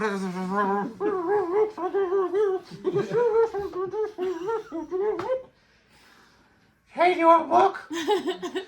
So she starts like handing out the books that she's translated. She's like, they're for you can read them, but I expect to get them back. Because I'm not finished with these few. And she taps a few that looks like the covers. The ones that she's still working on are labeled the 4 Codexes, the Elder Orders, which is one title. 4 codexes, the Elder Orders, and the Sundere Conjecture, Materium and Esoterium. Okay, so she hands out a whole bunch of different books that she's translated, and she hands the one to you, Naviraax. She's like, "You'll like this one, but the other half is missing. I'm pretty sure there's more to this because it totally cuts off, and it's not like a cliffhanger or anything like that. I always hate cliffhangers, but it's not a cliffhanger. There's definitely some more to it, and I am missing the half. It seems like the copy that I had was expurged or whatever. I don't know, but I'm hoping to get into the restricted section because there's so much more.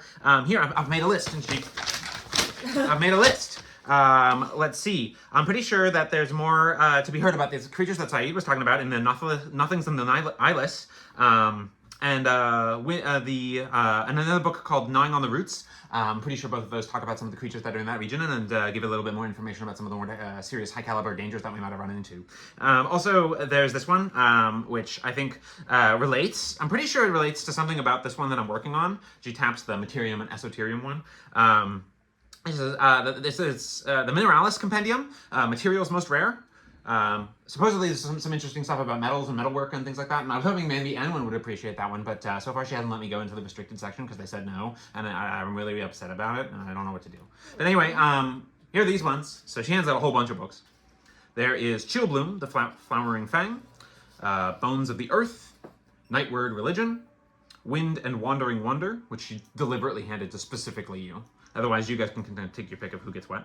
And the Southern Cornerstone, Naterium Gas, and Night Steam. So who wants to have a quick look at... Are you guys reading them right now, or are we going to save them for later? I want to kind of flip through the one I get. Okay. Which one do you want to pick? The Nightward Religion book. Okay. Everyone else, what books are you taking? Chillbloom. Okay. Renostus was probably reading over your shoulder on that one. He likes that one. I mean, he's tall enough to. Flo, what book did you take? I was gonna take Chillbloom, but I have both of them reading over my shoulder. What else is there? Actually, Renostus will take the... he'll look at that one. The other ones are the Southern Cornerstone, Naterium Gas, and Night Steam. Bones of the Earth, which seems to be a book on mountain ranges. And yeah, those are the other ones. I'll take either. So. I feel like Bones Do you of have- the Earth is a slate. Why? Because my name's The Rock? I see how it is. I feel like you looked at buying that book. I may have. I don't remember. I'll take that one. I'll look at the gas. Okay. What now? So we'll start with Naviraax, the book you quickly flip through, and you can recognize. Hushed Breath has a very clear penmanship style, very flowy, and not a lot of space between her words. So let me go to that section. Wind and Wandering Wonder is this is and she makes some notes that you look at, and it seems that she's made some notes about the language which she's translated from. She calls it Verula, Verule.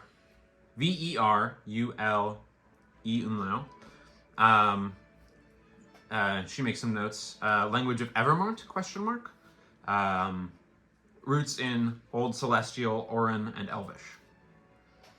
But it has a collection of strange tales talking about wandering cloud castles, genie and clouds, giant strongholds, storm-wreathed dragons, and soaring feather titans whose laughter spark dazzling rainbow lightning.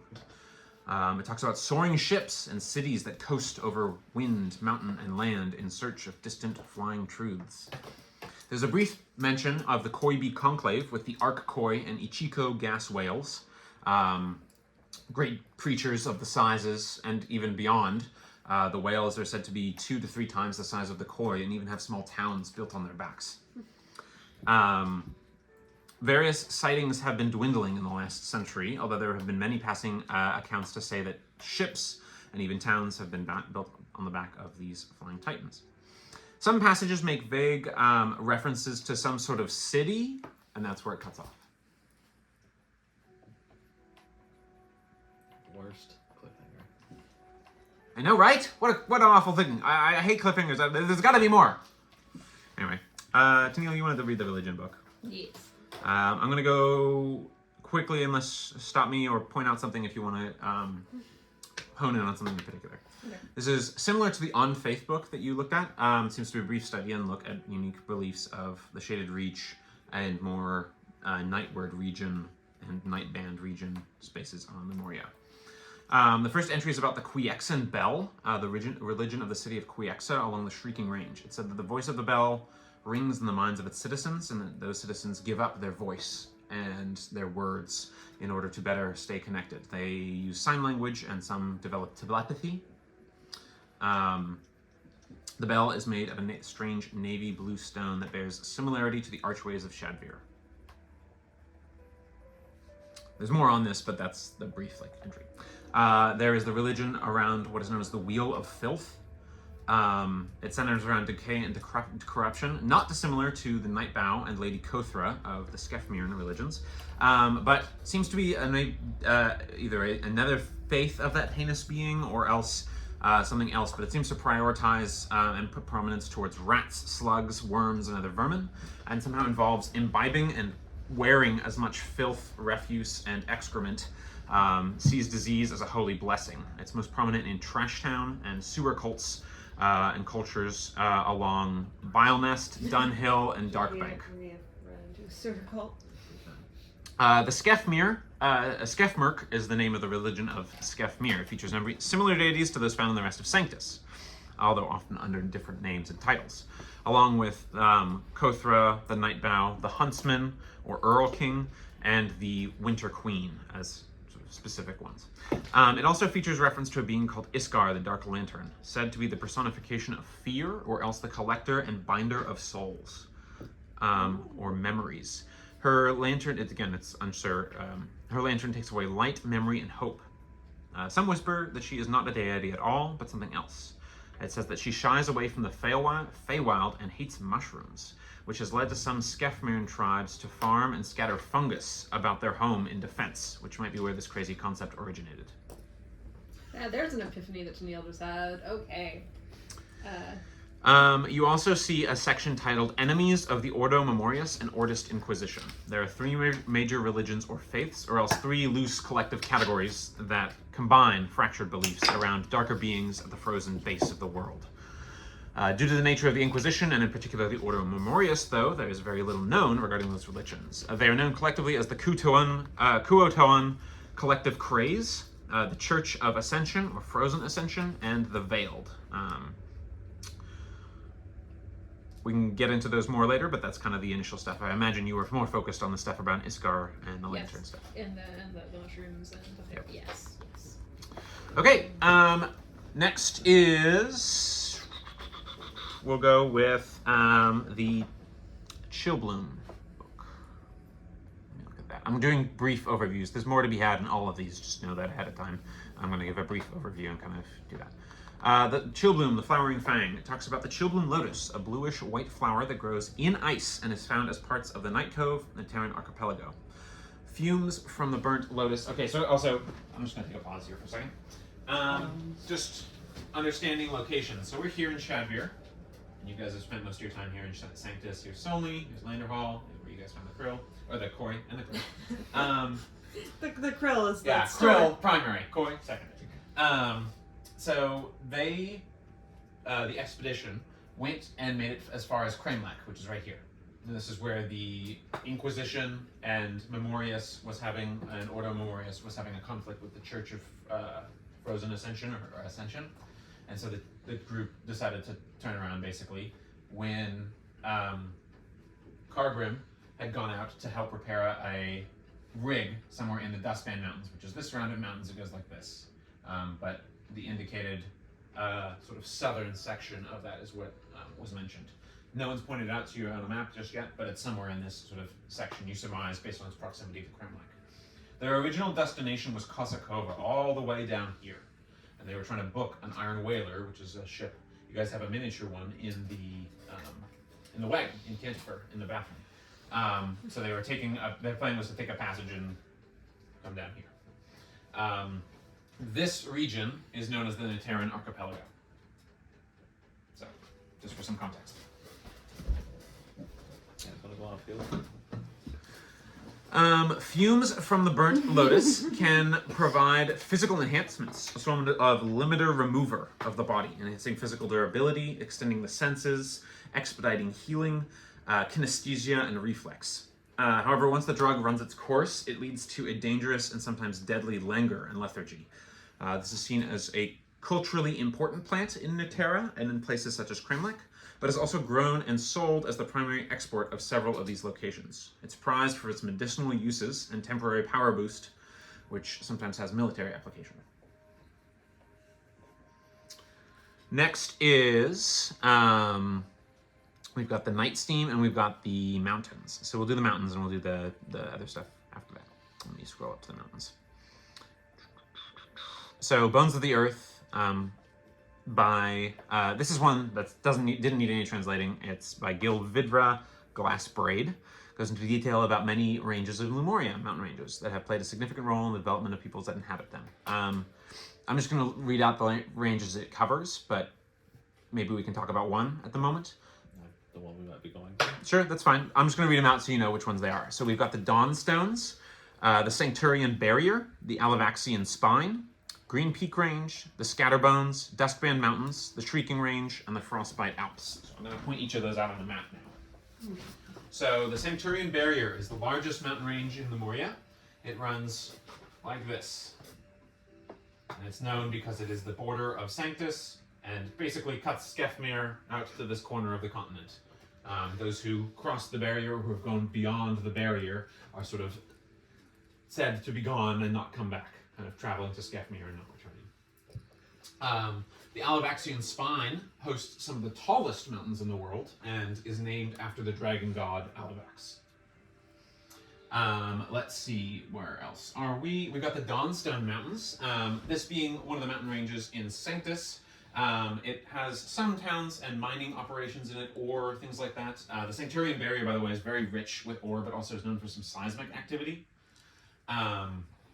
So this is the Dawnstones area, and then the Cauldron, which is this like row of mountains that surround a valley. This is where the city of Ciravel is. The Duskman Mountains, like I said, is this one here, and I'll get to that because it sounds like that's the one Slate wants to mention. But I just have a sense of place. The Scatterbones is a loose collection of mountains here on the border of the Scouring and Verda. The Green Peak Range runs like this. It's in far, eastern Verda, and is host to a lot of Furbolg, Elven population, things like that, loose Verdan peoples. The Shrieking Range is a mountain range here. It's rather small, but it's really distinct because, I feel like I'm giving a lecture here. It's really distinct because it's known for, one, Quayaxa, the Silent City, the sort of inverse of the mountain range itself, which is said to host many hooting, hairless apes and shrieking creatures, crying, flying bats that will live amongst the peaks and troughs of the mountains, other strange creatures, sonic and sensory abilities. But we were focusing on the Duskband Mountains, a range built in the shadow. Many dark things are said to dwell here, include the winged Feladrin, originally. For all that, the Howdy Mountain dwarves have built many tunnels and sturdy halls, particularly Shalheim, on its western edges. Mined for its Naterium gas, which is used in many devices and inventions in Shadvir society. Along its inner edge is the Gloom Vale, said to be obscured land of black mist and ghostly cursed winds. The Duskman Mountains are said to have perhaps one of the most of the mountain ranges on continental Lumoria. It's one of the ones that has the most underground lakes and vents in it. This has led to some societies dwelling there. But also has also led to the proliferation of the vents that lead to where a lot of the Naterium gas is found. So, all right, and then let's see here. Which one do we have left? Naterium gas, right? You guys still with me? Yeah. Yeah. Alrighty. And this is a lot of exposition and information, but no. All right. The Southern Cornerstone, Naterium gas, and Night Steam. While the origins of Naterium gas are disputed, it is a very valuable substance employed by numerous cultures along the Night Cove, Twilight Lands, and the Terran Archipelago. A dangerous and volatile gas, Naterium is sometimes called smother breath or demon smog, as some local cultures believe it is the exhaled breath of dark beings locked deep, deep below the surface of earth and water. Others say it is a naturally occurring diffusing of several minerals and elements that are found in cold waters and vents in the bowels of mountains, some even linking it to the navy blue stone mineral that comprises the Shadvir arches. While others say it is some sort of thawed or dispersed energy straight from the night wall. So, disputed origins, but useful all the same. Whatever its origins, it's dangerous, unstable, but very powerful source of energy. It's explosive and burns into contact with warm air or prolonged respiratory exposure can lead to a sort of crystallization of lung tissue that seemingly can only be thawed by a painful, slow stream of warmed Naterium gas straight to the breathing esophagus and the lungs themselves. This is most prominently displayed by the gas miner guild's gill-like bladder structures they attach to their necks, earning their names gills or guilders. The Gas Miners Guild is the I'm going to go through this one because it's sort of the more relevant one as in your guys' setting.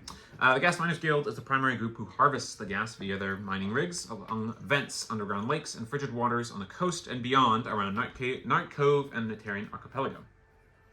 It is worth mentioning that several Nateran cities and cultures harvest the gas for various rites and technology, such as Dark Mist in the Gloomvale, but most purchase it from the Gas Miners Guild, who has largely monopolized its extraction. The gas itself has been employed in numerous creative ways, from the Iron Whaler's engines to explosive weaponry.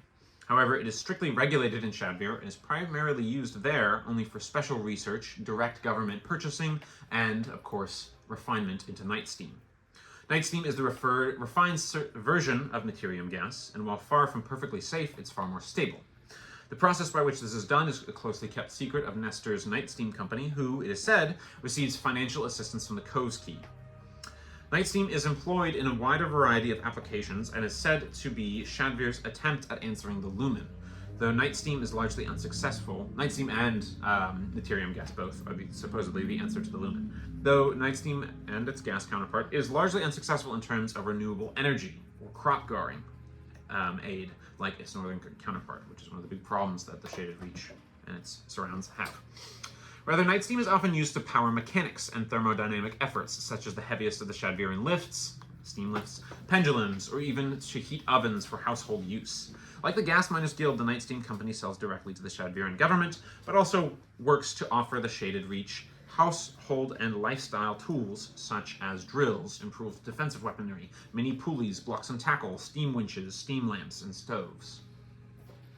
Due to Nestor Night Steam Company having fewer legal restrictions about the broad sale to the general population, yet relying on the monopoly of the Gas Miners Guild for base product, the two organizations enjoy a mixed rivalry and mutualism that is central to mercantile politics in Shadvir. There is even a sales beachhead for Nestor's Night Steam Company in the famous border merchant crossroads of Lunavir. So, after yeah, it's hard to not do it in a big dump at once, otherwise it gets smattered throughout the situation. And in this particular case, the ever quiet hushed breath is has been working hard to collect and translate numerous tomes and share them with you, and is very excited to share them with Nav. So with that, you guys flip through some of the information. Onwin says, "Well, I am glad that her works are being put to use. She surely caused a lot of ruckus getting them in the first place. But in any case, I was hoping that perhaps you might be able to join us. We were looking to see if the guild master would be able to, or the housemaster here would be able to provide assistance in mercenary operatives who could go looking for cargo. But perhaps I am thinking you and your friends might fill that role a little bit more safely and effectively. We could all go, the three of us and your company, in search. It may be a little bit of a long journey, several turnings. We can book passage and all that to get down there, and then start delving around the regions that they are known to have gone. I'm sure the housemaster would not be opposed if we were able to liberate his rig from whatever troubles it, and would be happy to provide us with its exact location. What say all of you to this proposition? What's in it for us? Well, I'm sure, as I said, we are not so interested in the monetary rewards that the Housemaster and the Gas Miners Guild at large might be willing to produce as a thank you for their liberation, as I said, of their gas mining. I understand that it was quite a prolific rig, and one that produced a large amount of good product. The Housemaster here is quite upset about the lack of quota, as it were. I imagine that if you were able to negotiate with him just correctly, you'd be able to earn some sort of monetary and physical reward from him yourself. And we would not be partaking in such a reward. We merely wish to see Gargrim, the old fool, back and well, and to see what he has drummed up as far as research goes. Better be bloody good for where long he's gone. Flo, all of a sudden, Naviraax's tail just like slaps you in the back of the legs. She's kind of like, kind of smirks. We kind of have a lot of irons in the fire right now. Do we want to maybe discuss, prioritize, and get back? We certainly do have many irons in the fire. We don't need to add a boat, do we? Oh, you scared? I think a boat water? is absolutely necessary. We booked passage down the Night Cove coast to Kremlik. We were told that terrestrial passage through the Gloom Vale down that way was unwise. But I cannot say that it is true that the seafaring voyage was not that much safer. Gang activity here and along the Night Cove, other corsairs. We were troubled from the very beginning. We held our own, but it was a dangerous journey. But if we are able to secure safe passage, or perhaps book passage, for something that the guild master, or the housemaster, excuse me, of this guild house might be able to arrange on behalf and provide assistance with, that might be something we could do at an expedited rate. But if you have any suggestions for terrestrial travel, I'd be happy to listen to them. Naviraax just like sighs really long. How big are the Iron Whalers? Why do you not like going out? I think Make I a history missed check. something. Unless you're asking them out loud. My The stony 10. friend. 10? I come from the mountain. It's hard to know because yours was a little mini one. Right. Me too. But they're like named the whalers for a reason. Like they're big, Okay. very big ships. So you don't say anything. But I do not wish to put pressure on your friends here. We merely wished to recover our friend and see what he was able to do. But I understand if you have other pressing matters here, I do not expect all of you to immediately drop everything and to join us. But I would be delighted if you were able to find time in your schedule for this. And as I said, it might be lucrative for all of you. We are not interested in the money, and I would be happy to perhaps further incentive if it is necessary. Given what the Shaded Archon told us. You spoke with the Shaded Archon.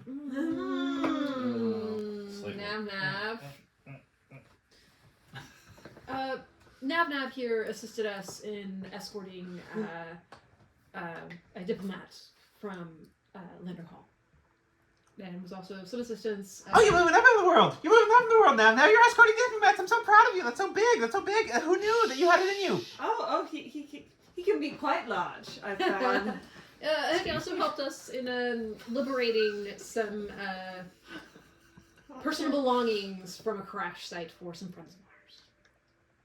Well, it sounds like you're doing quite well for yourself. It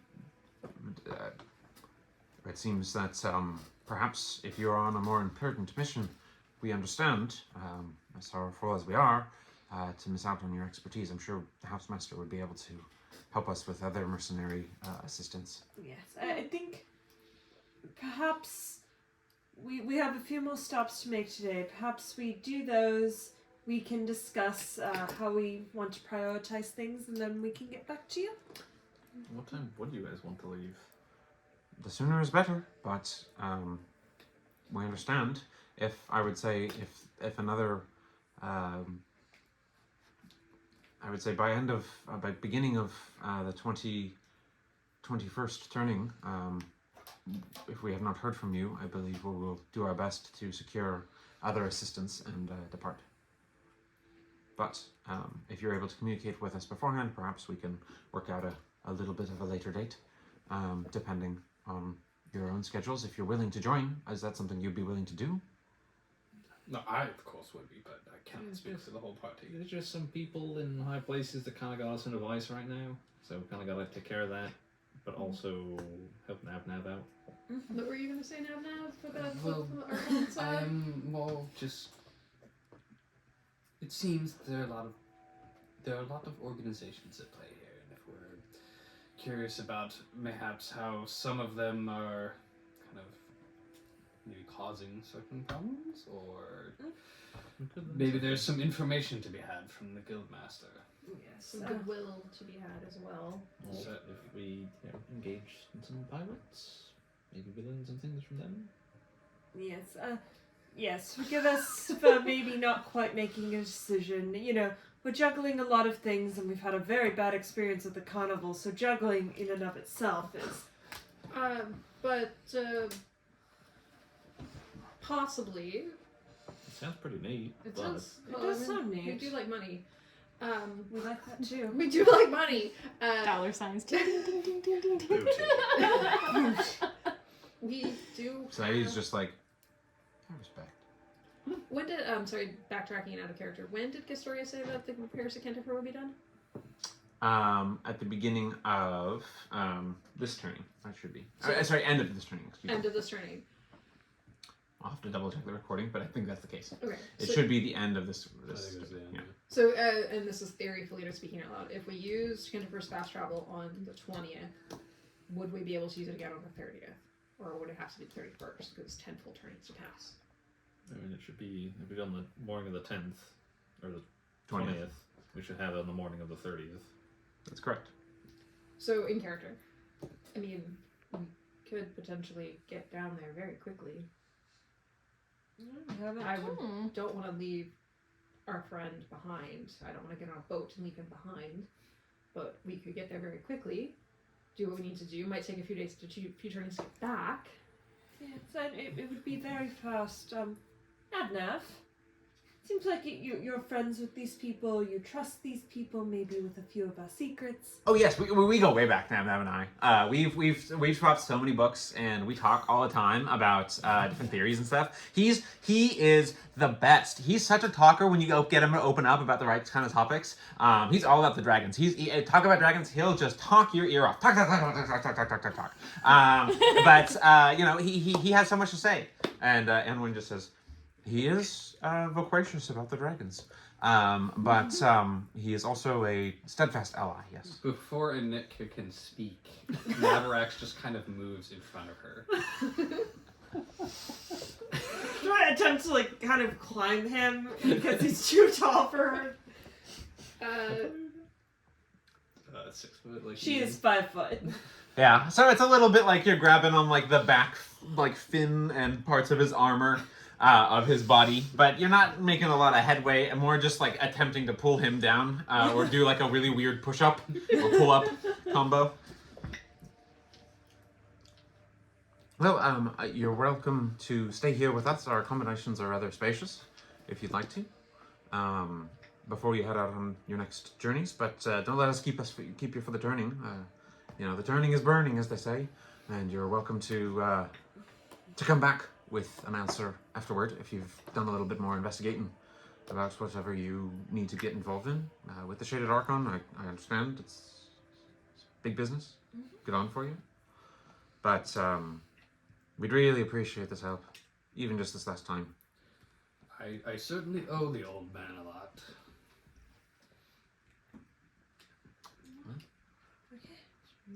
It's orphanage. Upside down. Well, if y'all done with this books, can I have them back, or are you gonna keep them for a little bit? Can I borrow this one for a turning, and I'll return it before whatever happens. I'll make sure you get back. Double promise spit swear? Double paw spit swear? Double paws. It spits in his hands and does. He like wipes it on his legs. Like wet fur and spit. Yeah. Oh. She's got the little beans, underside. There's hair there. Yeah, there's hair there. There's hair between the toe beans.